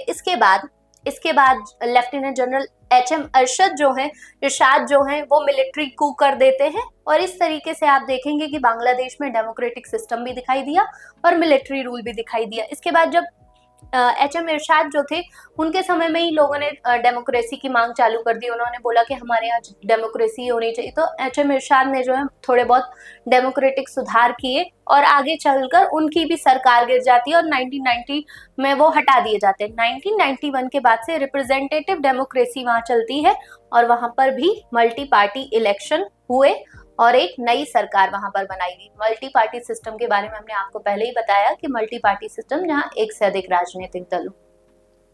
तो पूरी हमने बांग्लादेश की कहानी से समझा कि बांग्लादेश जब बना तो शेख मुजीबुर रहमान का उसमें रोल है और उसको बनवाने में, बांग्लादेश को एक स्वतंत्र राष्ट्र बनवाने में उनकी बहुत बड़ी भूमिका रही। उसके बाद उनको भी असैसिनेट कर दिया जाता है। 1975 में मिलिट्री रूल आ जाता है। जिया उर रहमान जो है अगले शासक बन जाते हैं, उनको हटाकर लेफ्टिनेंट एचएम अरशद आ जाते हैं, इरशाद आ जाते हैं। वो भी बाद में जब लोग मूवमेंट करते हैं, प्रोटेस्ट करते हैं, तो वो भी हट जाते हैं। इस तरीके से वहां पर दो तरीके की पार्टी चलती है। एक तो है बांग्लादेश के जो शेख मुजीबुर रहमान थे उनकी पार्टी का नाम आवामी पार्टी था या आवामी लीग था। इसके बाद दूसरी पार्टी है बांग्लादेश नेशनल पार्टी। जब बांग्लादेश नेशनल पार्टी होती है या वहां के हार्डलाइनर्स जो है वो सत्ता में होते हैं, तो कहीं ना कहीं देखा जाता है कि इंडिया और बांग्लादेश के रिलेशन उतने अच्छे नहीं होते हैं। वो कट्टरपंथी होते हैं या उनका जो है इस्लाम को ज्यादा सपोर्ट करते हैं। तो इस तरीके से बांग्लादेश और इंडिया उसके भी जो रिलेशन है अप एंड डाउन देखा जाता है। आवामी लीग रहती है, शेख हसीना जब रही तो हमारे और उनके रिलेशन थोड़े अच्छे रहे, लेकिन बाद में बांग्लादेश नेशनल पार्टी आ जाती है तो हमारे और उनके रिलेशन में कहीं ना कहीं खटास आ जाती है। तो इस तरीके से ये तो बांग्लादेश की कहानी थी। बांग्लादेश के पॉलिटिकल सिस्टम को हमने जाना। अब हम समझेंगे monarchy and democracy in Nepal. Nepal में सबसे पहले हमने बात की थी शुरू में ही कि वहां पे मोनार्की रही, धीरे धीरे वहां पे डेमोक्रेटिक सिस्टम लेकर आए। तो नेपाल के पॉलिटिकल सिस्टम में भी किस तरीके से चेंजेस आए, किस तरीके से वहां के सिस्टम में एकदम से मोनार्की से लेकर डेमोक्रेसी में शिफ्ट आया, तो इसकी भी कहानी है, छोटी सी कहानी है जो हम आपको बताते हैं। तो नेपाल की मोनार्की से कॉन्स्टिट्यूशनल सिस्टम या डेमोक्रेसी लाने की कहानी इस तरीके से। अगर आप नेपाल को देखें तो इंडिया और नेपाल के पहले से ही हिस्टोरिकल रिलेशंस रहे, वहाँ पर हिंदू किंगडम रहा है और हमारा जब देश आज़ाद हुआ उस समय से लेकर वहाँ पर किंगडम ही था, मोनार्की थी, राजतंत्र ही था। वहाँ पर राजा जो थे वो शासन करते थे, फिर उसके बाद उनके बेटे आकर शासन करते थे। लेकिन धीरे धीरे जब लोगों को समझ में आया तो उन्होंने मोनार्की को ख़त्म करने की बात की और बोला कि हमारे यहाँ डेमोक्रेसी लाई जानी चाहिए। उन्होंने प्रोटेस्ट किया, वहाँ माओइस्ट आंदोलन हुए, माओवादी आंदोलन, जिसको माओवादी आंदोलन में क्या होता है, उनकी विचारधारा ये होती है कि अगर हमको कोई अधिकार चाहिए या अपनी सत्ता चाहिए, अपनी चीजें प्राप्त करनी, तो कहीं ना कहीं हमें हथियार उठाने पड़ेंगे। हम क्रांति की बात करते हैं, क्रांति को सपोर्ट करते हैं, जैसा कि शुरुआत में मैंने आपको बताया। तो वहां पर मोनार्की को हटाकर कॉन्स्टिट्यूशनल सिस्टम या डेमोक्रेसी लाने के लिए प्रोटेस्ट किए गए। तो राजा ने मिलिट्री की हेल्प लेकर वो जो प्रोटेस्ट थे उनको दबाने की कोशिश की। लोग नहीं माने, बहुत ज्यादा जो कॉन्स्टिट्यूशनल सिस्टम लाने की डिमांड होने लगी। जब डिमांड बढ़ने लगी तो राजा ने दिखावटी कॉन्स्टिट्यूशन लाने की कोशिश की। जो हाउस ऑफ रिप्रेजेंटेटिव, जिसको हम अपने यहाँ लोकसभा कहते हैं, वो बनाया गया, लेकिन बाद में उसको भी डिसॉल्व कर दिया गया, उसको भी विघटित कर दिया गया। लेकिन बाद में बहुत सारी पार्टीज मिलकर, जिसको 7 पार्टी अलायंस कहते हैं, 7 पार्टी अलायंस मिलकर साथ आई और उन्होंने कहा कि नहीं, आप ये जो डिसॉल्व किया हुआ हाउस ऑफ रिप्रेजेंटेटिव है इसको वापस चालू करें, इसको वापस क्रियान्वित करें। तो इस तरीके से उन्होंने प्रोटेस्ट किया, हिंसक आंदोलन किए। आगे चलकर राजा को समझ में आया कि नहीं, वो सिस्टम में नहीं रह सकते। उन्होंने हाउस ऑफ रिप्रेजेंटेटिव को फिर से चालू किया, फिर से क्रियान्वित किया, और कहीं ना कहीं वहां जाकर कॉन्स्टिट्यूशन बनाने की बात की गई। वहां पर कॉन्स्टिट्यूशन बनाया गया और जिसको बाद में 2015 में जाकर इम्प्लीमेंट किया गया। तो आज वहां पर अगर हम देखें तो नेपाल में भी कॉन्स्टिट्यूशनल डेमोक्रेसी या लोकतंत्र चलता है। तो यही कहानी हमने इसमें पढ़ी कि नेपाल जो था हिंदू किंगडम था, बाद में वहां पर कॉन्स्टिट्यूशनल मोनार्की आई।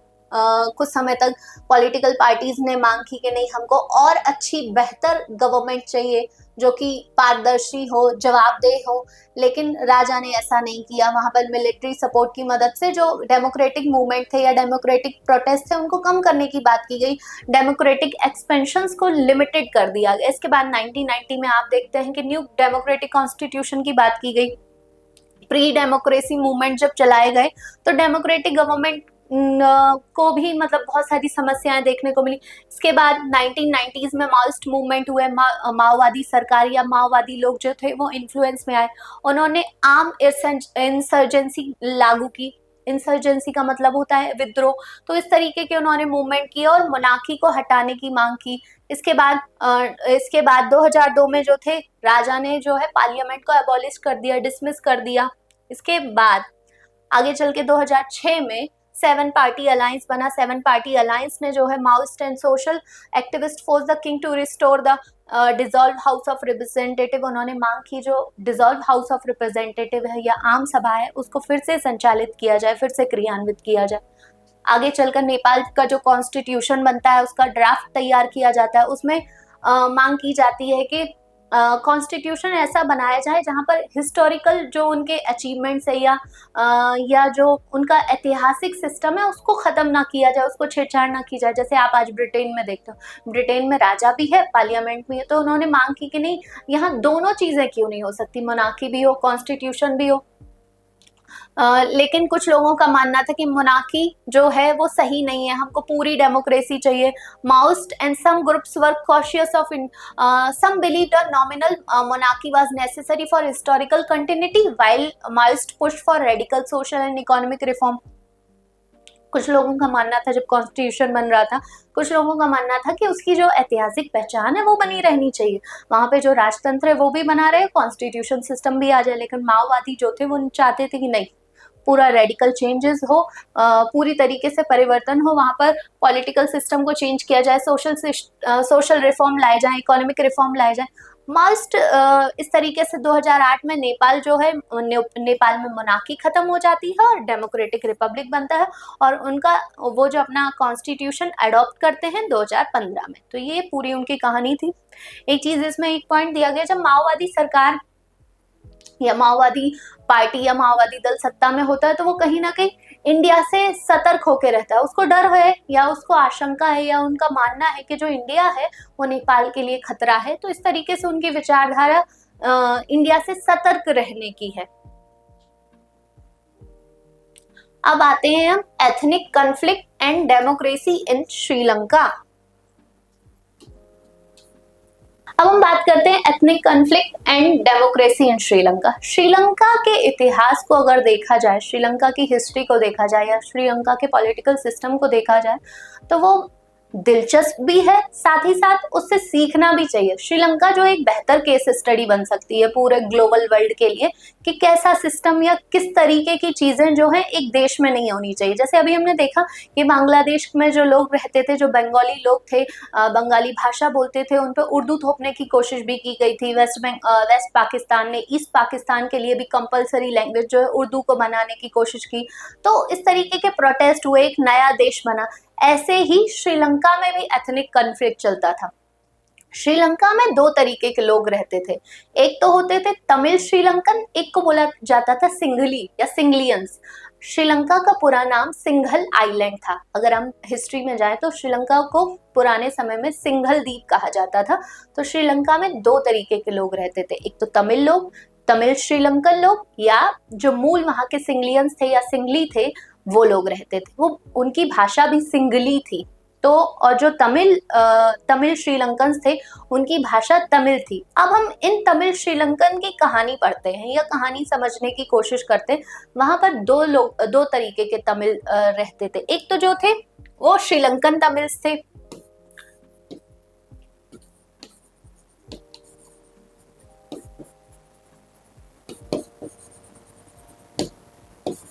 एक थे जो इंडियन ओरिजिन तमिल थे, जिनका जो ओरिजिन था वो कहीं ना कहीं इंडिया से था।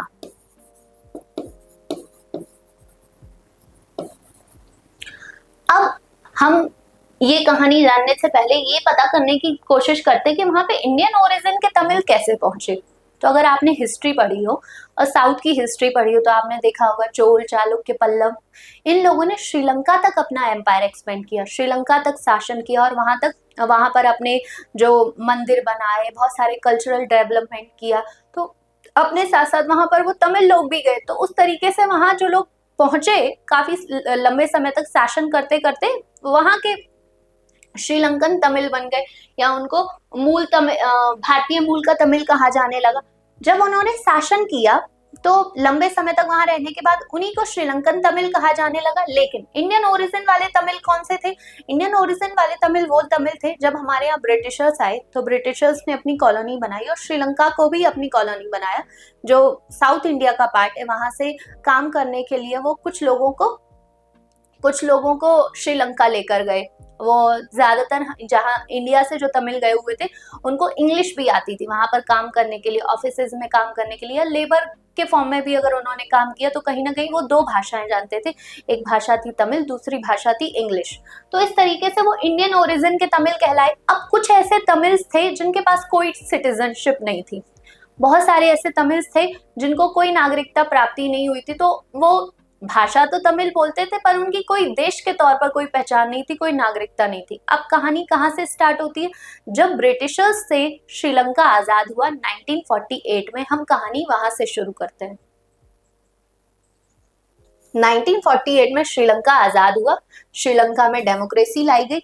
अब श्रीलंका में क्या हुआ कि जो मेजोरिटी में लोग रहते थे, ये जो तमिल्स थे ये सिर्फ 6% थे और बाकी बचे हुए 94% जो लोग थे वो वहीं के मूल लोग थे जिनको हम सिंगली कहते थे। जब democracy I, political parties I, तो उन्होंने बोला कि जितना भी पावर है या जितना भी रोजगार है या रिसोर्सेज का बहुत ज्यादा इस्तेमाल ये तमिल्स लोग करते थे। उन्हीं के पास बड़े बड़े ऑफिसेज में बड़ी बड़ी रैंक पर काम करते थे। तो उन्होंने बोला जो मेजॉरिटी ऑफ पीपल हैं उनके साथ कहीं ना कहीं गलत हो रहा, उनको भी कुछ राइट्स मिलने चाहिए, उनको भी कुछ अधिकार मिलने चाहिए। तो उन्होंने सबसे पहला स्टेप उठाया कि क्यों ना हम इसकी जो ऑफिशियल लैंग्वेज है, अंग्रेजों के समय में तो इंग्लिश थी, हम अपने समय में उसको चेंज करके सिंगली कर देते। तो सबसे पहला उन्होंने लैंग्वेज को चेंज किया और ऑफिशियल लैंग्वेज बना दिया सिंगली को। इसके बाद जो तमिल लोग थे उनको तो तमिल या इंग्लिश बोलनी आती थी, तो वो बहुत सारे ऑफिसेस से खाली हो जाते हैं, बेरोजगार हो जाते हैं, नया काम ढूंढने लगते हैं। इसके साथ ही साथ जो लोग जिनके पास सिटीजनशिप ही नहीं थी वो कहाँ जाए, वो काम करने के लिए कहाँ आए, इंडिया आए या श्रीलंका में ही रहे। तो ऐसे में क्या हुआ, रिफ्यूजी की समस्या आ गई। बहुत सारे लोग जो वहां के तमिल मूल के थे वो भाग भाग कर इंडिया की तरफ आने लगे। इंडिया में भी शरणार्थी की समस्या बहुत ज्यादा बढ़ने लगी, जैसे कि बांग्लादेश के समय हमने देखा, आज भी वहां पे रिफ्यूजीज वाला जो इशू है वो सॉल्व नहीं हो पा रहा है। तो इसी तरीके से श्रीलंकन तमिल जो थे या जो भी तमिल थे जिनके पास सिटीजनशिप नहीं थी वो इंडिया की तरफ आने लगे। अब ऐसे में क्या हुआ, बहुत सारे लोग जो वहीं रह रहे थे, श्रीलंका में ही रह रहे थे, उन पर सरकार अत्याचार करने लगी, उनकी जमीनें छीन ली, इलेक्शन में भी उनको बहुत ज्यादा अधिकार नहीं दिया, उनकी सीट्स जो है लिमिटेड कर दी। तो इस तरीके से जिन लोगों के पास सिटीजनशिप थी उन लोगों ने उन तमिल लोगों का प्रतिनिधित्व किया, उनको रिप्रेजेंट किया और उनके लिए लड़ना स्टार्ट किया। मतलब वो श्रीलंकन तमिल्स जिनके पास श्रीलंका की सिटीजनशिप थी, उन्होंने गैर सिटीजनशिप वाले लोग, गैर नागरिकता वाले तमिल लोगों के लिए लड़ाई लड़नी चालू की और एक ग्रुप बनाया जिसका नाम रखा गया LTTE, जिसको शॉर्ट में लिट्टे कह देते हैं। इसका फुल फॉर्म था the liberation tigers of Tamil Eelam. हाँ, तो हमने 1983 में देखा कि जिन तमिल्स के पास सिटीजनशिप नहीं थी या जिन तमिल के साथ अत्याचार हो रहा था उनका प्रतिनिधित्व करने के लिए श्रीलंकन तमिल्स आए और एक नए ग्रुप को बनाया जिसका नाम था LTTE, LTTE, liberation tigers of Tamil Eelam. Eelam का मतलब होता है लैंड, मतलब एक उनको स्वतंत्र भूमि चाहिए थी और उस स्वतंत्र भूमि को उनको लिबरेट कराना था। जैसे श्रीलंका का मैप अगर आपने इंडिया में देखा होगा तो इस तरीके का कुछ गोल गोल ऐसे श्रीलंका है, ऊपर से छोटा नीचे से गोल। तो इधर का जो पार्ट है वहां पर तमिल्स रहते थे, उसको जाफना कहते हैं। ग्रुप ऑफ आइलैंड है, वहां पर छोटे छोटे बहुत सारे ग्रुप है, तो उनको उस एरिया को लिबरेट कराना था और इस एरिया में इंडिपेंडेंट नेशन या इंडिपेंडेंट स्टेट एस्टेब्लिश करना था। उन्होंने इसको एस्टेब्लिश करने के लिए वायलेंट एक्टिविटीज अपनाई, वायलेंट मूवमेंट करने चालू किए, हिंसक गतिविधियों में पार्टिसिपेट करने लगे। जो वहाँ की सरकार थी जो उस पर विस्फोट करने लगे, वहाँ की सरकार ऑफिसेज को डिस्ट्रॉय किया। तो इस तरीके से इन्होंने बहुत एक्सट्रीम वायलेंस का सहारा लिया। आप देखते हैं किसी भी चीज का एक्सट्रीम अगर हो जाए या किसी चीज की अगर अति हो जाए तो वो खराबी होती है। आप अधिकार, आपका एम कितना भी अच्छा क्यों ना हो, आपका गोल कितना भी अच्छा क्यों ना हो, लेकिन अगर आपके मीडियम्स, आपके जो साधन है वो अगर अच्छे नहीं होंगे तो आपका गोल जो है ना वो व्यर्थ हो जाएगा। गांधी जी कहते हैं कि अगर आपका साध्य अच्छा हो तो साधन भी अच्छा होना चाहिए। उन्होंने बहुत ज्यादा वायलेंस का सहारा लिया, तो वायलेंस का जवाब भी क्या होता है, वायलेंस ही होता है। अगर आपके सामने कोई बंदूक लेकर खड़ा हो तो आप भी कहीं ना कहीं बंदूक ही उठाओगे। तो किसी भी चीज की एक्सट्रीम जो होती है वो खराबी होती है। तो इस तरीके से लिट्टे ग्रुप ने एक्सट्रीम मूवमेंट अपनाए, वायलेंस का सहारा लिया और अपने देश को या उनका जो एरिया था जिसको जाफना कहते हैं उसको स्वतंत्र कराने की कोशिश की। इस कोशिश में बहुत लंबे समय तक वो लोग सिविल वॉर में भिड़ गए। सिविल वॉर का मतलब होता है गृह युद्ध, जब अपने ही देश में दो लोग आपस में लड़े, एक अपना ही ग्रुप हो और दूसरा मिलिट्री हो, तो उन दोनों के बीच में जब लड़ाई होती है तो इसको बोलते हैं सिविल वॉर, गृह युद्ध। अब इस युद्ध में, इस सिविल वॉर में इंडिया को भी उतरना पड़ा। इंडिया क्यों उतरा, इसकी कहानी बहुत इंटरेस्टिंग है। श्रीलंका जो रहा है हमारे लिए हमेशा से ही एक बहुत समस्या का कारण रहा है। इंदिरा गांधी जी जो थी ना वो हमेशा कहती थी कि हमारी जो पॉलिटिक्स है ना, हमारी जो राजनीति है उसको श्रीलंका से दूर ही रहना चाहिए। श्रीलंका के जो इंटरनल अफेयर्स है उनमें इंटरफेयर ही नहीं करना चाहिए। इंदिरा गांधी जी की अप्रोच बहुत अच्छी थी। उन्होंने श्रीलंका को लेकर, हमारे एक आइलैंड के बीच में कॉन्फ्लिक्ट चला था जिसका नाम कच्चा दीपू है, वो उन लोगों ने मांग की कि नहीं ये हमारा ही हमारा। इंदिरा गांधी जी ने कह दिया कि आप इसको रख लो। वो शांति से इस मैटर को रिजॉल्व करना चाहती थी, लेकिन बाद के आने के बाद का जो समय था उसमें ये चीजें बिगड़ती गई। राजीव गांधी जी के समय में ये जो समस्या थी वो बहुत ज्यादा खराब हो गई।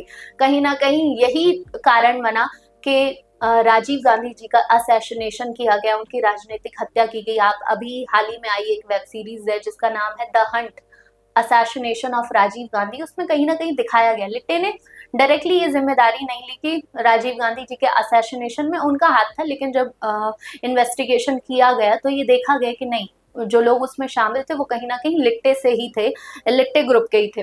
तो ये जो ग्रुप था, इन्होंने अपने ही देश के खिलाफ अपने ही देश में मांग की और वायलेंट एक्टिविटीज में पार्टिसिपेट किया। आगे चलकर इंडिया ने उनकी समस्या को सुलझाने के लिए 1987 में IPKF को वहां भेजा, जिसको बोलते हैं इंडियन पीस कीपिंग फोर्स। 1987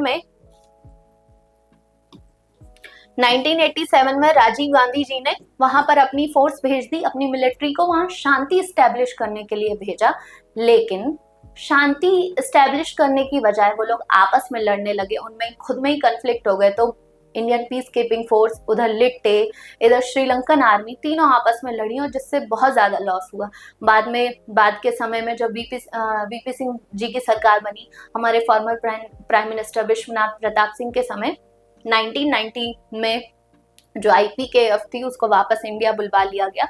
और कहीं ना कहीं हम जो उसी समय की पिक्चर है, जब वो मूवमेंट्स चल रहे हैं, वहां के लोग मांग कर रहे हैं, तमिल लोगों की तमिल अलग स्टेट की मांग कर रहे हैं।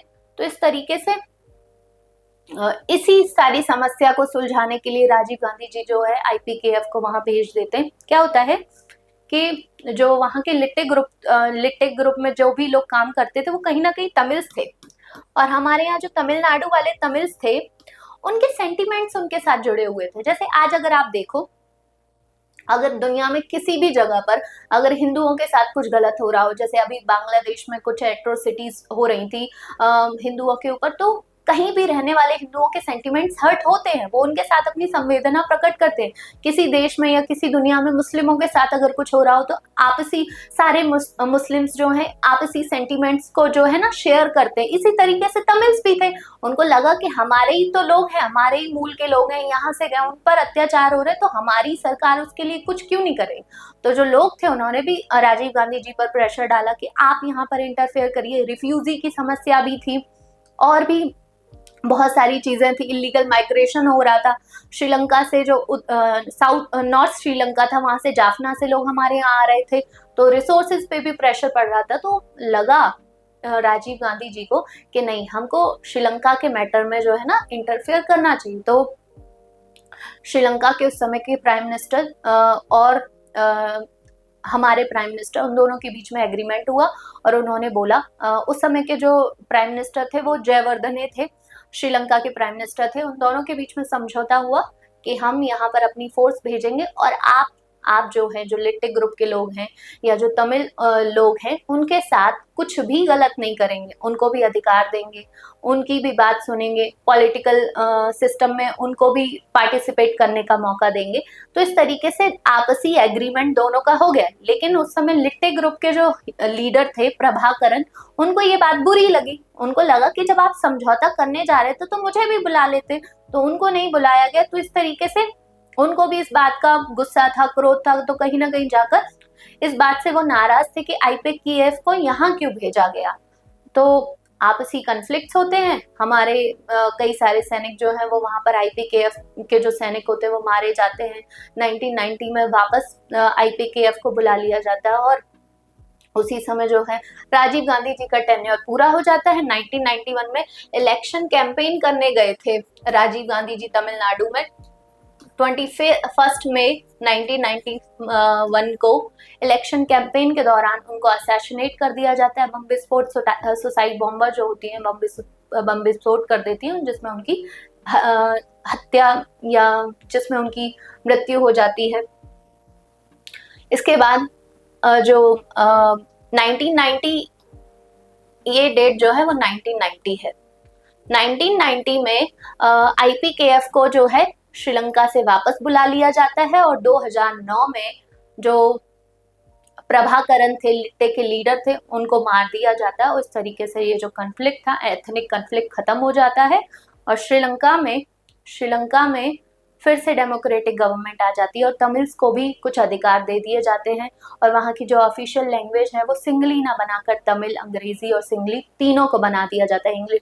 तो इस तरीके से हमने इस पूरी कहानी से सीखा कि अगर हम आपके यहाँ या हमारे देश में जो लोग रहते हैं उनको अगर अधिकार नहीं देंगे, उनकी बात नहीं सुनेंगे, उन पर अत्याचार करेंगे, तो कहीं ना कहीं हमारा सिस्टम भी कोलैप्स करेगा, हमारे सिस्टम भी कमजोर होगा और लोगों को, दूसरे देशों को इससे फायदा होगा। तो हमें ये सीखने को मिलता है कि हमारे जो भी इंटरनल मैटर्स हैं उनको हमें खुद ही सुलझाना है और जहां तक हो सके पहले ही सुलझा लें।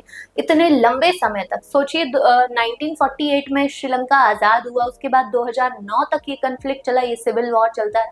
कितना ज्यादा रिसोर्सेज वेस्ट हुआ होगा, कितने ज्यादा लोग मारे गए होंगे, कितने ज्यादा लोगों को इससे नुकसान हुआ होगा। जो करना बाद में था वही तो हम पहले कर सकते। तो हर देश को इससे सीखना होगा कि हमारे देश में जो एथनिक ग्रुप्स रहते हैं, सभी ग्रुप्स को हमको इक्वली रिस्पेक्ट देनी है, उनके लिए इक्वली काम करना है। इस तरीके से आप देखते हैं ये कॉन्फ्लिक्ट खत्म हुआ और कॉन्फ्लिक्ट खत्म होने के साथ धीरे धीरे इकोनॉमिक ग्रोथ श्रीलंका में देखी गई, वहां पर ह्यूमन डेवलपमेंट हुआ और डेमोक्रेटिक सिस्टम।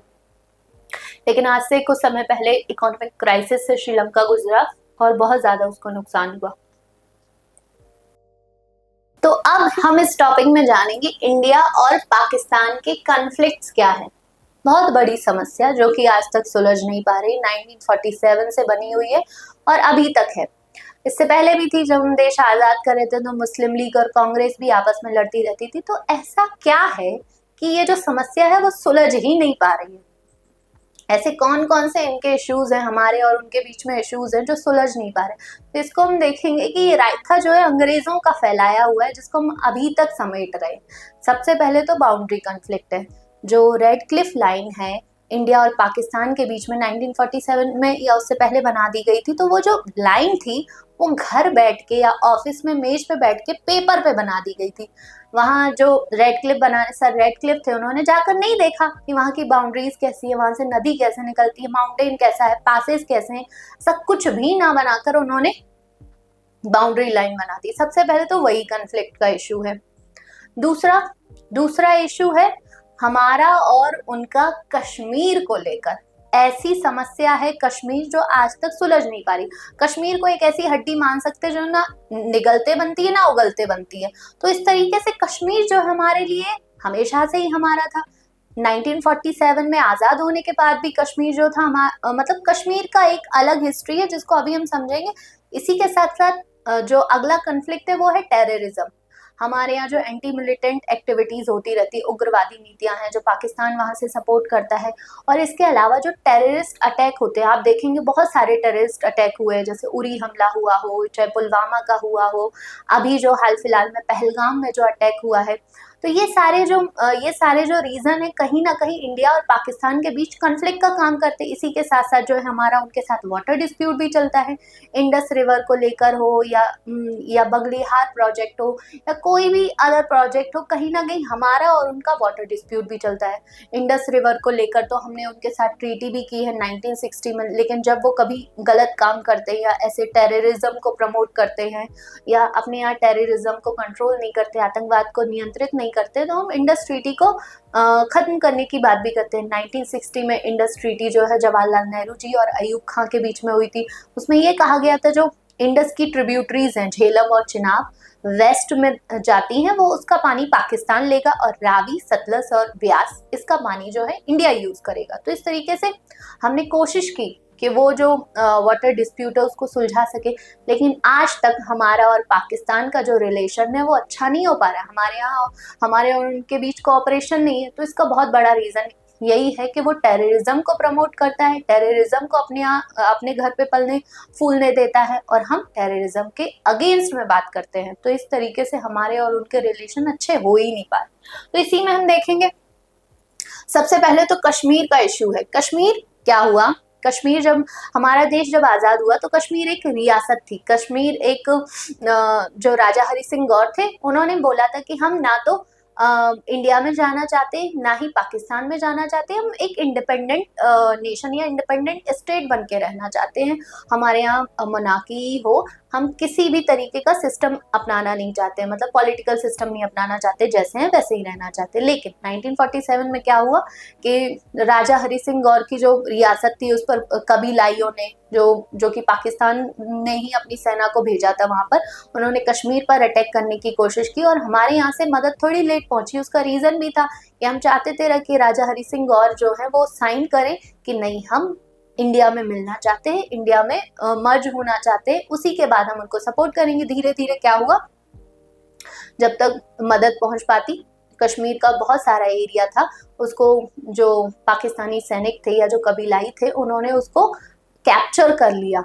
और उसके बाद जब हम इस मैटर को लेकर गए, युद्ध विराम हो गए, शांति हो गई, मतलब वो अटैक, युद्ध तो नहीं कहेंगे, एक छोटा सा अटैक था, जब वो खत्म हुआ तो उसके बाद जवाहरलाल नेहरू जी यूएनओ में इस बात को लेके गए कि ये जो कश्मीर जो है, तो उन लोगों ने ये जो कश्मीर है इसको इशू को शॉर्ट आउट किया जाए।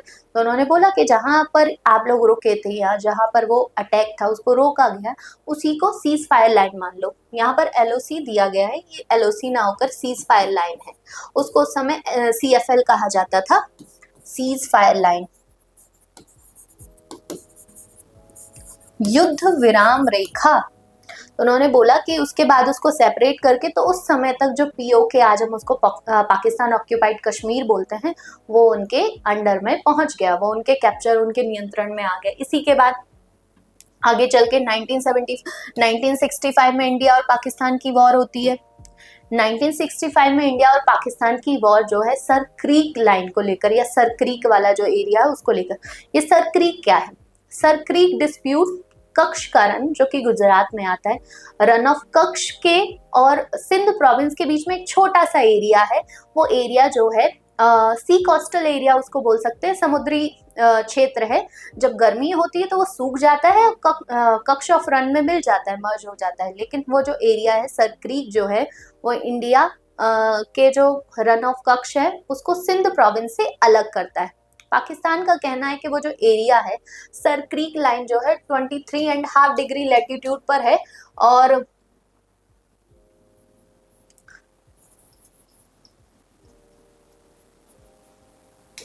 23.5 डिग्री लैटिट्यूड पर है नॉर्थ में। तो पाकिस्तान का कहना है कि नहीं, वो एरिया जो है वो हमारा है और उसको लेकर ही डिस्प्यूट हुआ। 1965 की वॉर का जो रीजन था कहीं ना कहीं वो सर क्रीक वाली लाइन ही था।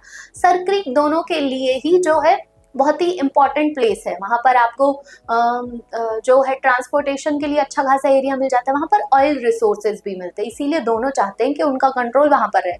तो ये एरिया जो है वो डिस्प्यूट का रीजन बना हुआ है। इसके बाद 1971 की वॉर, आपको पता ही है कि बांग्लादेश बनाने में हमने उनकी हेल्प की थी और कहीं ना कहीं पहले जाकर अटैक किया पाकिस्तान में, बाद में हमने उन पर अटैक किया और पाकिस्तानी आर्मी को सरेंडर करना पड़ा। तो ये वॉर भी हम जीते। इसी के बाद शिमला एग्रीमेंट हुआ। इसी के बाद शिमला एग्रीमेंट में एलओसी बनाई गई और लाइन ऑफ कंट्रोल को ही हमने नियंत्रण रेखा मान लिया और उस रेखा को दोनों से क्रॉस करने के लिए मना किया गया। जब भी उस रेखा को क्रॉस किया जाता है तो हम कहते हैं सीज फायर का उल्लंघन किया गया, युद्ध विराम का। इसके बाद आप देखते हैं सियाचिन में भी, सियाचिन को लेकर भी हमारे और उनके बीच में 1999 में कारगिल वॉर हुई। तो इस तरीके से बहुत सारे कन्फ्लिक्ट्स हैं जो बने हुए हैं। दोनों ही country, both countries entered in the nuclear era in 1990s। India conducting a nuclear test in Pokhran in 1998। Pakistan ने भी रिस्पॉन्ड में न्यूक्लियर टेस्ट चंगाई हिल्स में किया, चगाई हिल्स या चंगाई हिल्स जिनको बोलते हैं। दोनों के बीच कन्फ्लिक्ट का एक और बड़ा रीजन है, हमें हमेशा से पता था कि अगर हम न्यूक्लियर पावर नहीं बनते हैं या न्यूक्लियर टेस्ट नहीं करते हैं और कहीं ना कहीं अगर पाकिस्तान ऐसा कर लेगा तो वो हम पर अटैक कर सकता है। तो हमने खुद को न्यूक्लियर पावर इस्टेब्लिश की, न्यूक्लियर टेस्ट किए। 1974 में भी किए थे, बाद में 1998 में पोखरण में टेस्ट किया। इसके साथ ही साथ 1998 में चगाई हिल्स, जो कि वहां पर क्वेटा में, पाकिस्तान के क्वेटा में चगाई हिल्स है, वहां पर उन्होंने न्यूक्लियर टेस्ट किए और दोनों ही कंट्री 1998 में न्यूक्लियर पावर बन जाती है। तो कहीं ना कहीं ये भी कारण है, अभी जब ऑपरेशन सिंदूर चल रहा था तो कहीं ना कहीं ये आशंका लगाई जा रही थी कि पाकिस्तान हम पर न्यूक्लियर अटैक कर सकता है। तो उस तरीके से हमने भी कंट्रोल करने की कोशिश की। हमारी जो डिफेंस टेक्नोलॉजी है वो बहुत स्ट्रांग है, डिफेंस पावर हमने बहुत अच्छी बना रखी है, तो कहीं ना कहीं हम उनको अच्छे से काउंटर कर पाते हैं। तो इस तरीके से ये भी रीजन है हमारे और उनके बीच कन्फ्लिक्ट का। आप इस चार्ट में देखोगे, थोड़ा साफ नहीं दिखाई दे रहा है कि हमारे और पाकिस्तान के बीच में कब कब कन्फ्लिक्ट रहे। 1947 में कश्मीर को लेकर रहा, फिर उसके बाद 1971 की वॉर है, 1965 की वॉर है, 1999 में कारगिल वाली समस्या है, उसके बाद आप देखते हैं पुलवामा में अटैक, उरी में अटैक, इस तरीके के अटैक जो है देखे गए हैं। तो ये वही सरेंडर वाला एग्रीमेंट का पिक्चर लिया गया है यहाँ पर। इसके बाद हमारे और पाकिस्तान के बीच में जो है ना फुल स्केल वॉर नहीं होते कि लंबे लंबे चल रहे हैं 1 साल तक 2 साल तक, फिर भी हम सतर्क रहते हैं, एक दूसरे से डरे हुए रहते हैं कि कभी भी पाकिस्तान जो है हम पर अटैक कर सकता है। हम ऐसा काम नहीं करते, हम लड़ने की मंशा से कभी भी नहीं रहते हैं, लेकिन अगर वो अटैक करता है तो हम भी रिस्पॉन्स करते हैं और बेहतर तरीके से रिस्पॉन्स करते हैं। इसी को लेकर माइकल ब्रॉशर नाम के एक राइटर या फिलोसफर है, उन्होंने लिखा है कि इंडिया और पाकिस्तान अघोषित युद्ध की स्थिति में रहते हैं। मतलब इन लोगों के बीच जो ना अनडिक्लेयर्ड वॉर चलती रहती, कब ये लोग लड़ पड़ेंगे पता ही नहीं चलेगा। खैर हम नहीं लड़ते हैं, वो हमको ऐसी सिचुएशन में डालते हैं कि हम सिर्फ रिस्पॉन्ड करते हैं। इसके बाद इंडिया का ये कहना भी है, इंडिया कहती है कि उनका जो आईएसआई है, उनकी जो इंटेलिजेंस सर्विसेज है, वो एंटी इंडिया एक्टिविटीज कश्मीर में प्रमोट करती है, कश्मीर में मिलिटेंट एक्टिविटीज प्रमोट करती है, उग्रवादी आंदोलन है भड़काती है, वहां के लोगों को अलगाववादी मांग को प्रेरित करती है। इस तरीके से पाकिस्तान का मानना है कि पाकिस्तान जो है कहता है कि इंडिया उनके इंटरनल अफेयर्स में इंटरफेयर करता है, इंडिया सिंध के मैटर में बोलता है, इंडिया बलूचिस्तान के मैटर में इंटरफेयर करता है। तो इस तरीके से दोनों ही एक दूसरे पे एक्यूजेशन लगाते रहते हैं, इल्जाम लगाते रहते हैं कि इंडिया का कहना है कि वो हमारे यहाँ पे मिलिटेंट एक्टिविटीज को प्रमोट करते हैं, पाकिस्तान का कहना है कि वो उनके यहाँ उनके इंटरनल अफेयर्स में इंटरफेयर करते हैं। बलूचिस्तान और सिंध के मामले में वहाँ के जो अलगाववादी आंदोलन हो रहे हैं उनको प्रमोट करने का काम इंडिया करता है। इसके साथ ही हमने आपको बताया कि हमारा और उनका वाटर डिस्प्यूट चलता ही रहता है। इंडस वाटर ट्रीटी 1960 में हुई थी, यहाँ से नेहरू जी और उधर से अयूब खां थे, इन दोनों ने ट्रीटी पे साइन किए थे और ये कहीं ना कहीं वर्ल्ड बैंक की मध्यस्थता में ये ट्रीटी करवाई गई थी। इसके जो मीडिएटर थे वो वर्ल्ड बैंक थी। There are ongoing dispute over demarcation of line. Sir Creek की जो हमने आपको बात की ना, 1965 का रीजन था ये, 1965 की वॉर का रीजन बना था यही। तो सर क्रीक लाइन जो थी अभी भी इसको लेकर डिस्प्यूट है। यहाँ पर सी रिसोर्सेज होने की वजह से दोनों इसको कंट्रोल करने की कोशिश करते हैं। Both nations are in negotiation to address their issues.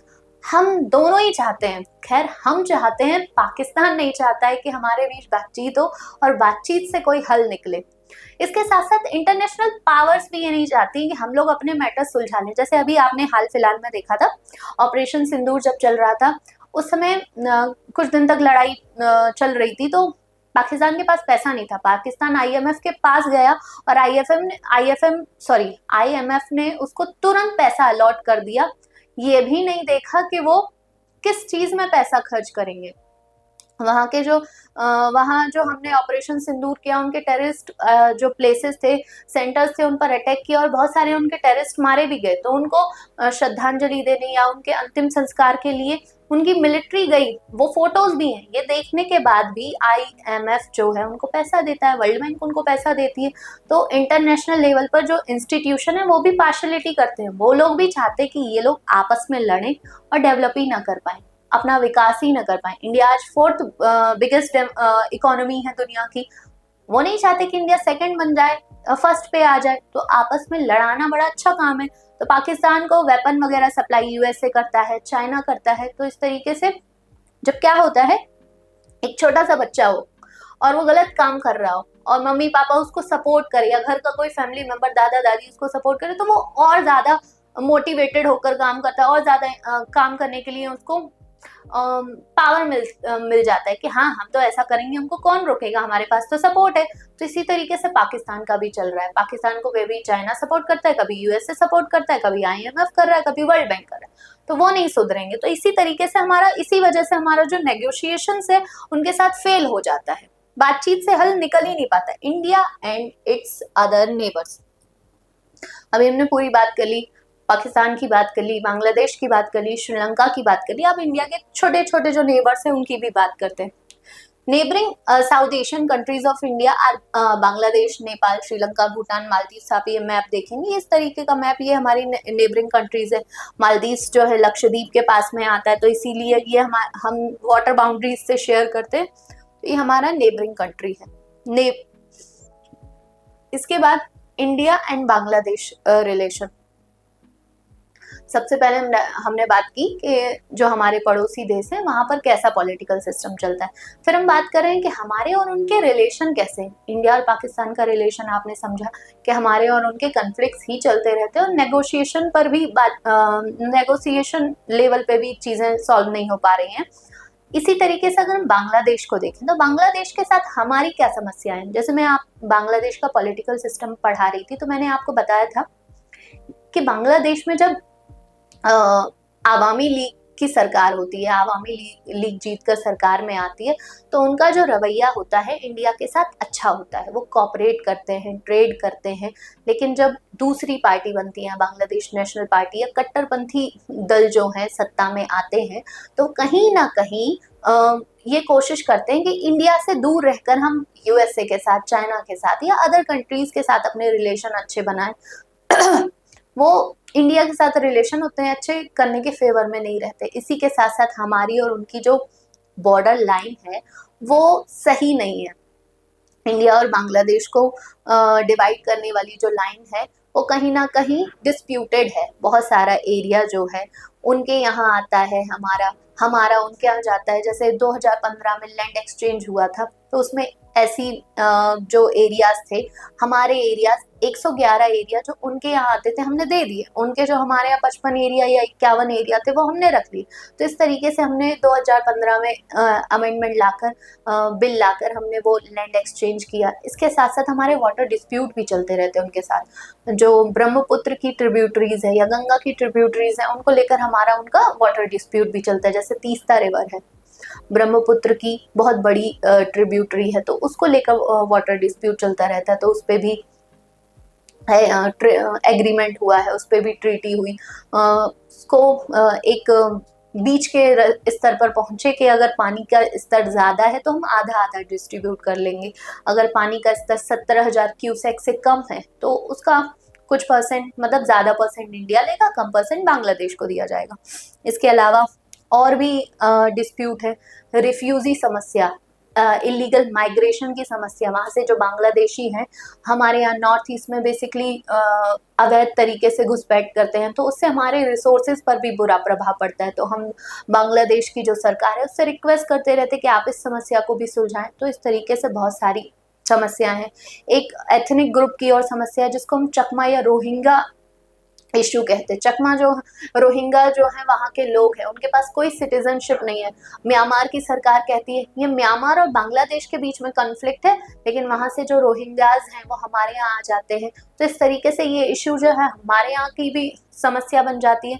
तो ये कुछ ऐसे एरियाज हैं जिस पर इंडिया और बांग्लादेश के बीच कॉन्फ्लिक्ट चलता रहता है। सबसे पहले वाटर डिस्प्यूट चलता रहता है। इसके अलावा इलीगल इमिग्रेशन की समस्या है, वहां से लोग हमारे यहाँ आ जाते हैं। टेंशन है, Indian troop movements and natural gas exports, वहां पर कुछ एरियाज हैं सुंदरबन के आसपास जहां पर कहा जाता है ऐसी संभावना है, पॉसिबिलिटीज है, वहां पर नेचुरल गैस है। इसके अलावा Bangladesh views India as a religion bully and there are ongoing boundary dispute. कभी कभी बांग्लादेश, जो बांग्लादेश के कट्टरपंथी है, वो इंडिया को खतरे की नजर से देखते हैं, तो उस समय भी दिक्कतें होती हैं। इसके अलावा हमारे और उनके बाउंड्री डिस्प्यूट्स तो हैं। Despite differences cooperation has improved including economic relations, disaster management. इतने सारे कॉन्फ्लिक्ट्स होने के बाद भी हम कोशिश करते हैं कि हमारे और बांग्लादेश के जो रिलेशन है वो अच्छे बने रहे। क्या होता है, जब तक हम अपने पड़ोसियों के साथ अपने रिलेशन अच्छे नहीं करेंगे तो कोई जो बाहरी पावर है वो कहीं ना कहीं इसका फायदा उठाएगा। चाइना इसका फायदा उठाता है, यूएसए इसका फायदा उठाता है। चाइना जो है अपनी स्ट्रिंग पल पॉलिसी में पूरे साउथ एशिया का, जो नीचे से हमारे इंडिया का ऐसा तिकोना स्ट्रक्चर दिखता है वाटर बॉडी से, उसको पूरा घेरने की कोशिश कर रहा है। उसको स्ट्रिंग ऑफ पर्ल पॉलिसी कहते हैं। तो ऐसे में क्या होता है कि हमें अपने पड़ोसियों के साथ अपने रिलेशन सही करने हैं। जैसे कि अटल बिहारी जी ने कहा है कि हम अपने दोस्त बदल सकते हैं, हम अपने दुश्मन बदल सकते हैं, पर हम अपने पड़ोसी नहीं बदल सकते। We can't change our neighbours. तो इसीलिए हमको हमारे जो नेबर्स हैं, हमारे जो पड़ोसी हैं, उनके साथ हमें अच्छे रिलेशन बना के रखने पड़ेंगे। तो इसीलिए हम उनके साथ ट्रेड करने की कोशिश करते हैं, उनके साथ ट्रांसपोर्ट कनेक्टिविटी बढ़ाते हैं, बसेस चलाते हैं, रेलवे चलाते हैं। जैसे हमारे और बांग्लादेश के बीच मैत्री एक्सप्रेस चलती है, मिताली एक्सप्रेस चलती है। तो इससे हम कनेक्टिविटी को बढ़ाने की कोशिश करते हैं। कभी भी जब भूकंप आए, अर्थक्वेक आए, फ्लड आए, तो इंडिया मदद करता है, सबकी करता है। मतलब मोदी जी जब हाल आए थे, उनका फर्स्ट टेन्योर था, तो उस समय जब पाकिस्तान में फ्लड आई थी तो उनको भी हमने दवाइयाँ भेजी, कुछ फूड ग्रेन्स वगैरह भेजा। तो हम सबकी मदद करने की कोशिश करते ताकि हमारे जो पड़ोसी देश हैं उनके साथ हमारे रिलेशन अच्छे बने रहें। इसके बाद देखते हैं India and Nepal relations. India और नेपाल के जो रिलेशन है, अगर हम हिस्टोरिकली देखें तो हमेशा से ही अच्छे। हमारे यहाँ और उनके यहाँ बहुत सारी चीजें सिमिलर है। जैसे अगर हम रामायण पीरियड की बात देखें तो राम जी और सीता जी जो थी वो नेपाल से ही कहीं ना कहीं वहीं से बिलोंग करती थी, जनकपुर से बिलोंग करती थी। इसके अलावा जो हमारे गौतम बुद्ध थे उनका जन्म भी नेपाल में ही हुआ। तो इस तरीके से हमारे उनके कल्चरल और सोशल बॉन्ड है ही। साथ ही साथ हम कोशिश करते हैं कि नेपाल जो है उसके साथ ट्रेड कर सकें, उसके साथ जो डिस्प्यूट्स हैं उनको कम कर सकें। लेकिन कभी कभी जब वहाँ पर माओइस्ट लोग होते हैं या माओवादी सरकार जो होती है वो इंडिया को खतरे की तरह देखती है, तो ऐसे में इंडिया और नेपाल का सपोर्ट भी कम हो जाता है। इंडिया और नेपाल के बीच सबसे बड़े डिस्प्यूट का रीजन दो समस्याएं, एक तो मधेशी प्रॉब्लम, दूसरा है काला पानी। मतलब वाटर डिस्प्यूट जो है उनके साथ ज्यादा है। नेपाल के साथ काला पानी करके एक इशू है, इसकी कहानी भी अभी मैं आपको बताती हूँ। उससे पहले मधेशी प्रॉब्लम समझते हैं। ये वाटर और लैंड डिस्प्यूट दोनों ही है। काला पानी को समझने से पहले मधेसी प्रॉब्लम को समझते हैं। मधेसी जो एक रीजन है और वहां रहने वाले लोगों को मधेसी कहा जाता है। वो एरिया जो है पूरे नेपाल का सबसे फर्टाइल लैंड है, कल्टीवेटेड एरिया है। वहाँ 65% जो पूरे नेपाल का जो एग्रीकल्चर जो है उसका 65% सिर्फ मधेसी रीजन से होता है। वो एरिया जो है अपनी बाउंड्री है इंडिया से ज्यादा शेयर करता है। वहाँ के जो मधेसी लोग हैं उनके साथ भी वही हो रहा है जैसा बांग्लादेश में हुआ था, जैसा पाकिस्तान, जैसा श्रीलंका में हुआ। तो वो जो मधेसी ग्रुप है उनके साथ उनके राइट्स जो हैं छीने जा रहे हैं, उनको वो रिप्रेजेंटेशन नहीं मिल रहा है जितना और लोगों को मिल रहा है। वो कहते हैं कि हम ज्यादा अनाज पैदा करते हैं, ज्यादा रेवेन्यू देते हैं, तो हमारा पॉलिटिकल रिप्रेजेंटेशन उतना कम क्यों है? हमारा पॉलिटिकल रिप्रेजेंटेशन उतना ज्यादा होना चाहिए, 50% से ज्यादा होना चाहिए। तो वो जो वायलेंट मूवमेंट करते हैं, अपनी सरकार के खिलाफ लड़ते हैं कि हमें भी हमारे अधिकार दो, हमें भी वही बराबरी की हिस्सेदारी दो। नेपाल का इसमें शक रहता है कि इंडिया जो है इन मधेशी ग्रुप को जो है सपोर्ट करता है। और मधेशियों का ऐसा मानना है कि वहां पर कुछ लोग जो हैं मधेसी दो तरीके के हैं, एक नेपाली मधेशी और एक इंडियन मधेशी जो कि मैथिली भोजपुरी भाषा बोलते हैं। तो उनका ये कहना है कि इंडिया हमको सपोर्ट नहीं करता। और नेपाल की जो माओवादी सरकार है वो ये कहती है कि ये लोग जो है इन लोगों को जो है इंडिया सपोर्ट करती है और ये हमारे यहाँ सिविल वॉर जैसी सिचुएशन क्रिएट करना चाहते हैं। मतलब इंडिया को माओवादी सरकार जो है, नेपाल की माओवादी सरकार जो है खतरे की तरह देखती है। तो इस तरीके से जब ऐसी सिचुएशंस आती है तो इस चीज को भी लेकर कन्फ्लिक्ट होता है। अब वाटर डिस्प्यूट की तरफ चलते हैं। वाटर डिस्प्यूट हमारे उनके 2-3 नदियों के साथ है, जैसे काला पानी ये वो काला पानी जेल ना समझ के काला पानी या महाकाली रिवर इसको कह दिया जाता है। इसका दूसरा नाम ये काला पानी महाकाली रिवर या शारदा रिवर को लेकर है।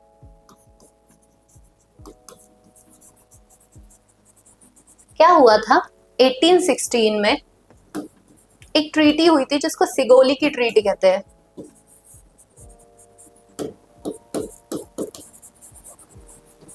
ये जितने भी रायते फैलाए हुए हैं ना वो सब अंग्रेजों के फैलाए हुए हैं और वो वही मैं बार बार कह रही हूँ, हम अभी तक हमको समेटने पड़ रहे हैं। तो 1816 में इंडिया और नेपाल के बीच एक ट्रीटी साइन हुई जिसमें डिसाइड हुआ कि इंडिया और नेपाल के बीच में बॉर्डर किस तरीके की होगी। तो ये जो महाकाली रिवर है या शारदा रिवर है वो इस तरीके से एस के शेप में बहती है। तो उन्होंने बोला कि ये वाला जो एरिया है वो नेपाल का मान लो और ये वाला एरिया जो है वो इंडिया का मान लो। हाँ, दिमाग काफी था अंग्रेजों के पास और वो इतना दिमाग चला के ऐसा करके चले गए। अब क्या हुआ, कुछ समय बाद ये जो रिवर थी इसने अपनी डायरेक्शन चेंज कर ली। सपोज करो ये एस में बह रही है, इसने उल्टा एस बना लिया।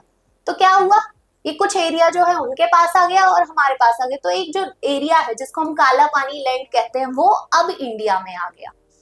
इंडिया ने उस पर कंट्रोल कैप्चर कर लिया। वो इंडिया के लिए बहुत ही महत्व का जगह है, महत्व का स्थल है।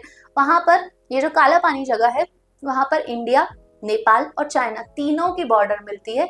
इसीलिए इंडिया भी उसको नहीं छोड़ना चाहता है और नेपाल का ये कहना है कि इंडिया ने इसको कैप्चर कर लिया, कंट्रोल कर लिया। तो हमारा उनका ये डिस्प्यूट चलता है। तो ये भी बड़ा इंटरेस्टिंग डिस्प्यूट कह सकते हो जो कि सिगोली की ट्रीटी से डिसाइड हुआ था। तो आप खुद सोचिए कि किसी भी नेचुरल बैरियर से हम बाउंड्री नहीं डिसाइड कर सकते ना। नदियां हैं वो तो अपना रास्ता बदलेंगी ही। आज कहीं किसी रास्ते से बह रही, कल को उनको बाढ़ आ जाएगी, कोई दूसरा रास्ता ढूंढना पड़ेगा। तो इस तरीके से बाउंड्री जो है वो डिसाइड नहीं होती।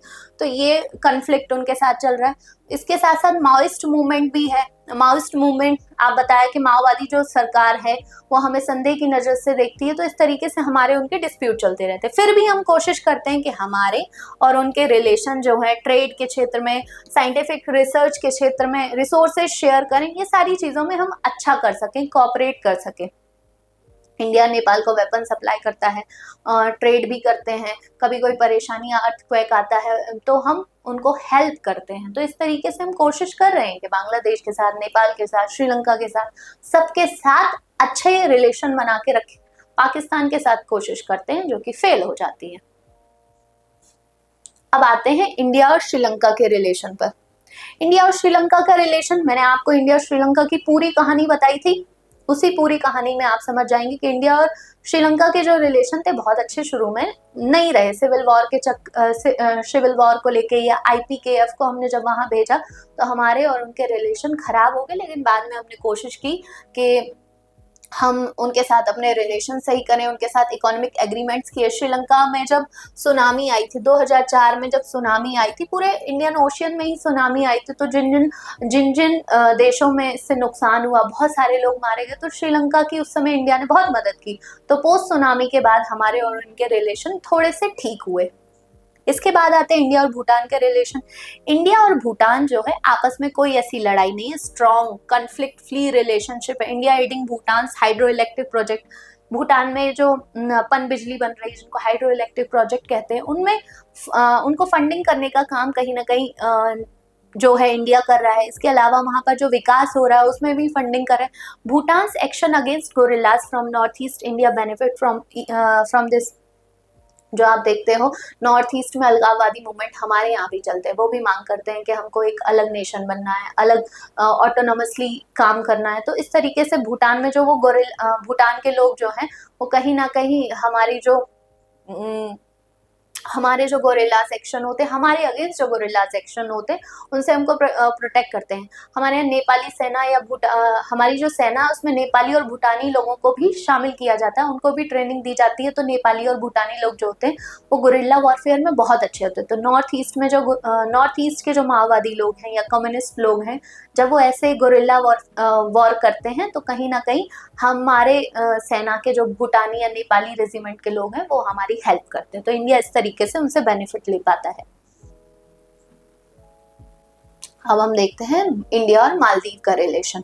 इंडिया और मालदीव के मतलब ऐसा बहुत स्ट्रॉन्ग रिलेशन हो या बहुत खराब रिलेशन हो तो ऐसा भी नहीं। इंडिया और मालदीव के ठीक ठाक रिलेशन, बस अभी कुछ टाइम पहले आपने देखा होगा, कुछ महीनों पहले बॉयकॉट मालदीव्स का ट्रेंड चला था। मालदीव के जो प्राइम मिनिस्टर थे या वहाँ के जो लीडर थे, पॉलिटिकल लीडर, उन्होंने इंडिया के बारे में कुछ कह दिया था, तो उसी को लेकर बॉयकॉट मालदीव्स चलने लगा।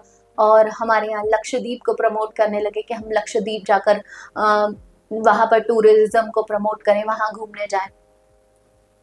और इस तरीके से आप देखते हो हमारे यहाँ के लोग मालदीव बहुत घूमने जाते हैं। कोरोना के टाइम पीरियड में देखा गया कि पूरा जो मालदीव था उसको सेकंड गोवा बना दिया। ऐसा लगता था कि हम मालदीव घूमने नहीं जा रहे, हम गोवा घूमने जा रहे हैं। तो हमारे और मालदीव के जो रिलेशन है वो अच्छे हैं। 1988 में क्या हुआ था, वहाँ की मिलिट्री है, मतलब मालदीव्स की जो मिलिट्री थी उसने सैन्य तख्ता पलट करने की कोशिश की, जिसको मिलिट्री कू मैंने शुरुआत में ही बताया कि मिलिट्री कू कहते हैं। तो वो करने की कोशिश की, तो उस समय इंडिया ने मालदीव्स को सपोर्ट किया और एक ऑपरेशन चलाया जिसको कहते हैं ऑपरेशन कैक्टस। उस ऑपरेशन कैक्टस में इंडिया ने अपनी मिलिट्री की हेल्प से वहां सैन्य तख्ता पलट रोकने की कोशिश की, और इस वजह से मालदीव्स जो है हमारी तरफ हमारे लिए ग्रेटिट्यूड प्रेजेंट करता है, हमें सम्मान देता है। तो ये सारी चीजें चलती। इसके साथ साथ ही हम टूरिज्म के फील्ड में, फिशरीज के फील्ड में कोऑपरेशन दिखाते हैं। और हमारे कॉन्फ्लिक्ट्स देखा जाए तो peace and cooperation despite conflict, South Asian state recognise the need for cooperation and friendly relations. तो पूरा ये टॉपिक, पूरे इस चैप्टर से हमने ये समझा कि साउथ एशिया में कितने भी कॉन्फ्लिक्ट्स हो, कितने भी चैलेंजेस हो, आपसी डिस्प्यूट्स हो, अगर हम कोऑपरेशन करेंगे, एक दूसरे के साथ फ्रेंडली रिलेशन रखेंगे तो कहीं ना कहीं हम इस एरिया को डेवलप कर सकते हैं। हाँ, तो हमने पूरा टॉपिक पढ़ा, उसमें देख लिया कि किस तरीके से हमारे जो नेबर्स कंट्रीज है वहाँ का पॉलिटिकल सिस्टम कैसा है, हमारे और उनके बीच रिलेशन कैसे हैं, कॉन्फ्लिक्ट्स कैसे हैं। अब हमें ये देखना है कि ये कॉन्फ्लिक्ट्स जो हैं इनको हम किस तरीके से रिजॉल्व कर सकते हैं, क्या एफर्ट्स कर सकते हैं, या क्या चैलेंजेस हमारे और उनके रिलेशन जो है सही होने के बीच में जो चैलेंजेस हैं वो क्या क्या हैं। तो इंडिया और पाकिस्तान के लिए एफर्ट्स और चैलेंजेस क्या हैं। हमारे और उनके बीच जो है बहुत सारे कॉन्फ्लिक्ट्स चलते रहते हैं, वायलेंस होता रहता है, फिर भी हम कोशिश करते हैं कि हमारी टेंशन्स जो है कम हो सके, हम पीस को प्रमोट कर सके। इसके अलावा दोनों ही कंट्रीज जो हैं वो एग्रीड हुई हैं कॉन्फिडेंस बिल्डिंग मीजर्स के लिए। इसको बोलते हैं सीबीएम। सीबीएम का मतलब होता है, सीबीएम का मतलब होता है ऐसे मीजर्स या ऐसे स्टेप जिनसे हम एक दूसरे के बीच में ट्रस्ट बिल्ड कर सके, कॉपरेशन बढ़ा सके, डेवलपमेंट की कोशिश कर सके। तो इसको हम सीबीएम कहते हैं, कॉन्फिडेंस बिल्डिंग मीजर्स। तो दोनों ही देश, इंडिया और पाकिस्तान, इस पर सहमत हुए कि हम एक दूसरे के साथ कॉपरेट करेंगे, शांति लाएंगे, पर ऐसा हो नहीं पाता है। इसके अलावा देखते हैं कि सोशलिस्ट एक्टिविस्ट जो हैं या और लोग हैं आपस में काम करने की कोशिश करते हैं, एक दूसरे के साथ फ्रेंडशिप बनाने की कोशिश करते हैं। दोनों ही देशों के सिटीजन ये चाहते हैं कि हम दोनों के बीच आपस में शांति बनी रहे। इसके बाद अब आप देखते हो कई सारी समिट्स होती हैं। सार्क की समिट, सार्क तो अब उतना रेलेवेंट नहीं रहा है 2019 के बाद से, लेकिन और समिट्स होती हैं जैसे G20 हो या ब्रिक्स हो या अभी संघाई कॉर्पोरेशन ऑर्गेनाइजेशन की संघाई समिट होने वाली है। तो वहाँ पर कई सारे देशों के लीडर्स मिलते हैं, साउथ एशिया के लीडर्स भी मिलते हैं, आपसी बातचीत करते हैं कि किस तरीके से हम अपनी जो समस्याएं हैं उनको सही कर सकते हैं, उनको सुधार सकते हैं। बहुत सारे बस रूट्स बनाए गए, जैसे मैंने आपको बताया था इंडिया और बांग्लादेश के बीच मैत्री एक्सप्रेस चलती है, पहले इंडिया और पाकिस्तान के बीच में समझौता एक्सप्रेस चलती थी, उरी हमले के बाद से उसको बंद कर दिया गया। इसके अलावा अब हम देखें तो चीजें सुधर रही, लेकिन कभी कभी अप्स एंड डाउन्स आ ही जाते हैं। खासकर हमारे जो रिलेशन है वो पाकिस्तान के साथ उतने स्मूथ नहीं हो पाते, चाइना के साथ भी हमारे थोड़े से कन्फ्लिक्ट चलते रहते हैं। तो इस तरीके से हम कोशिश करते हैं ट्रेड डील्स के माध्यम से या और समिट्स के माध्यम से कि हम नेगोशिएशन करें, पीस लाएं, आपसी रिलेशन को सुधारने की कोशिश करें। ये वही लाइन जो है फिर से आ गई है। इसके बाद हम देखते हैं कि इन्फ्लुएंस ऑफ एक्सटर्नल पावर्स क्या है। ये इंपॉर्टेंट टॉपिक है कि साउथ एशिया जो है उस पर बाहरी देशों का या जो इंटरनेशनल इंस्टीट्यूशंस हैं या जो बाहरी देश हैं, यूरोपियन कंट्रीज हैं, नॉर्थ अमेरिकन कंट्रीज है या बेसिकली अमेरिका जो है, वो किस तरीके से साउथ एशिया को कंट्रोल करता है या इन्फ्लुएंस करता है। आप देखते हैं कि साउथ एशिया जो है वो डाइवर्स एरिया है, वहाँ रिसोर्सेज बहुत ज़्यादा हैं, वहाँ पर मैन पावर अच्छा खासा है, स्किल्ड लेबर मिल जाता है, आपको कम दाम में भी लेबर मिल जाता है यहाँ पर, और भी बहुत सारी चीज़ें हैं जो कि पूरे दुनिया को साउथ एशिया की तरफ अट्रैक्ट करती है। सेंटर ऑफ अट्रैक्शन है, आपको पता ही है, हमेशा से ये सेंटर ऑफ अट्रैक्शन है। इंडिया जो है, इंडिया को अगर हम देखा जाए तो इंडिया भी इमर्जिंग नेशन, इमर्जिंग इकोनॉमी है, तो कहीं ना कहीं चाइना के इंटरेस्ट भी इंडिया में है और अमेरिका के इंटरेस्ट भी यहाँ पर है। इसके अलावा इंडिया के साथ साथ और भी जो आसपास के जो कंट्रीज हैं उनमें भी यूएसए और चाइना के इंटरेस्ट हैं। जैसे कि पाकिस्तान जो है चाइना से वेपन खरीदता है, यूएसए से वेपन खरीदता है, तो उनके लिए बहुत बड़ा मार्केट है। चाइना के लिए इंडिया बहुत बड़ा मार्केट है। तो ये जितने भी बड़े बड़े देश हैं हमारे यहाँ या साउथ एशिया में इंटरेस्ट रखते हैं, वहाँ पर डेवलपमेंट के नाम पर इंटरफेयर करते हैं। जिस तरीके से आप देखें कि China, economic ties with China and India have grown rapidly. India और चाइना के जो रिलेशन जो है सुधरे हैं, पर चाइना जो है स्ट्रेटेजिक पार्टनरशिप जो है पाकिस्तान के भी साथ रखता है, इसीलिए हमको चिंता होती है कि उसके जो रिलेशन है पाकिस्तान के साथ भी हैं। इसके अलावा अगर हम देखते हैं हमारे और चाइना के रिलेशन सुधर रहे हैं, ठीक हो रहे हैं 1991 के बाद से। यूएस जो है कोल्ड वॉर के बाद से इस एरिया में, साउथ एशिया में बहुत ज़्यादा इंटरफेयर करता है, खासकर इंडिया और पाकिस्तान के रिलेशन में यूएस बहुत इन्वॉल्व करता है। अभी देखते हैं ना, ट्रंप ने कहा था कि हमने वॉर रुकवाई। तो इस तरीके से सब मीडिएटर बनने की कोशिश करते हैं। इकोनॉमिक रिफॉर्म्स के नाम पर साउथ एशिया में जो है अमेरिका जो है बहुत ज़्यादा इन्वॉल्व करता है। अमेरिका की जो पार्टनरशिप है धीरे धीरे बढ़ती जा रही है। South Asian diaspora in the US and region population and market side give the US vested interest in regional security and peace. South Asia में मैंने आपको बताया कि रिसोर्सेज की वजह से और भी बहुत सारी चीज़ों की वजह से जो यूएस है यहाँ का मार्केट बहुत बड़ा है, तो यूएस यहाँ पर अपना इन्वेस्टमेंट करता है, यहाँ पर इंटरेस्ट दिखाता है, पीस और सिक्योरिटी के नाम पर बहुत सारे काम यहाँ करने की कोशिश करता है।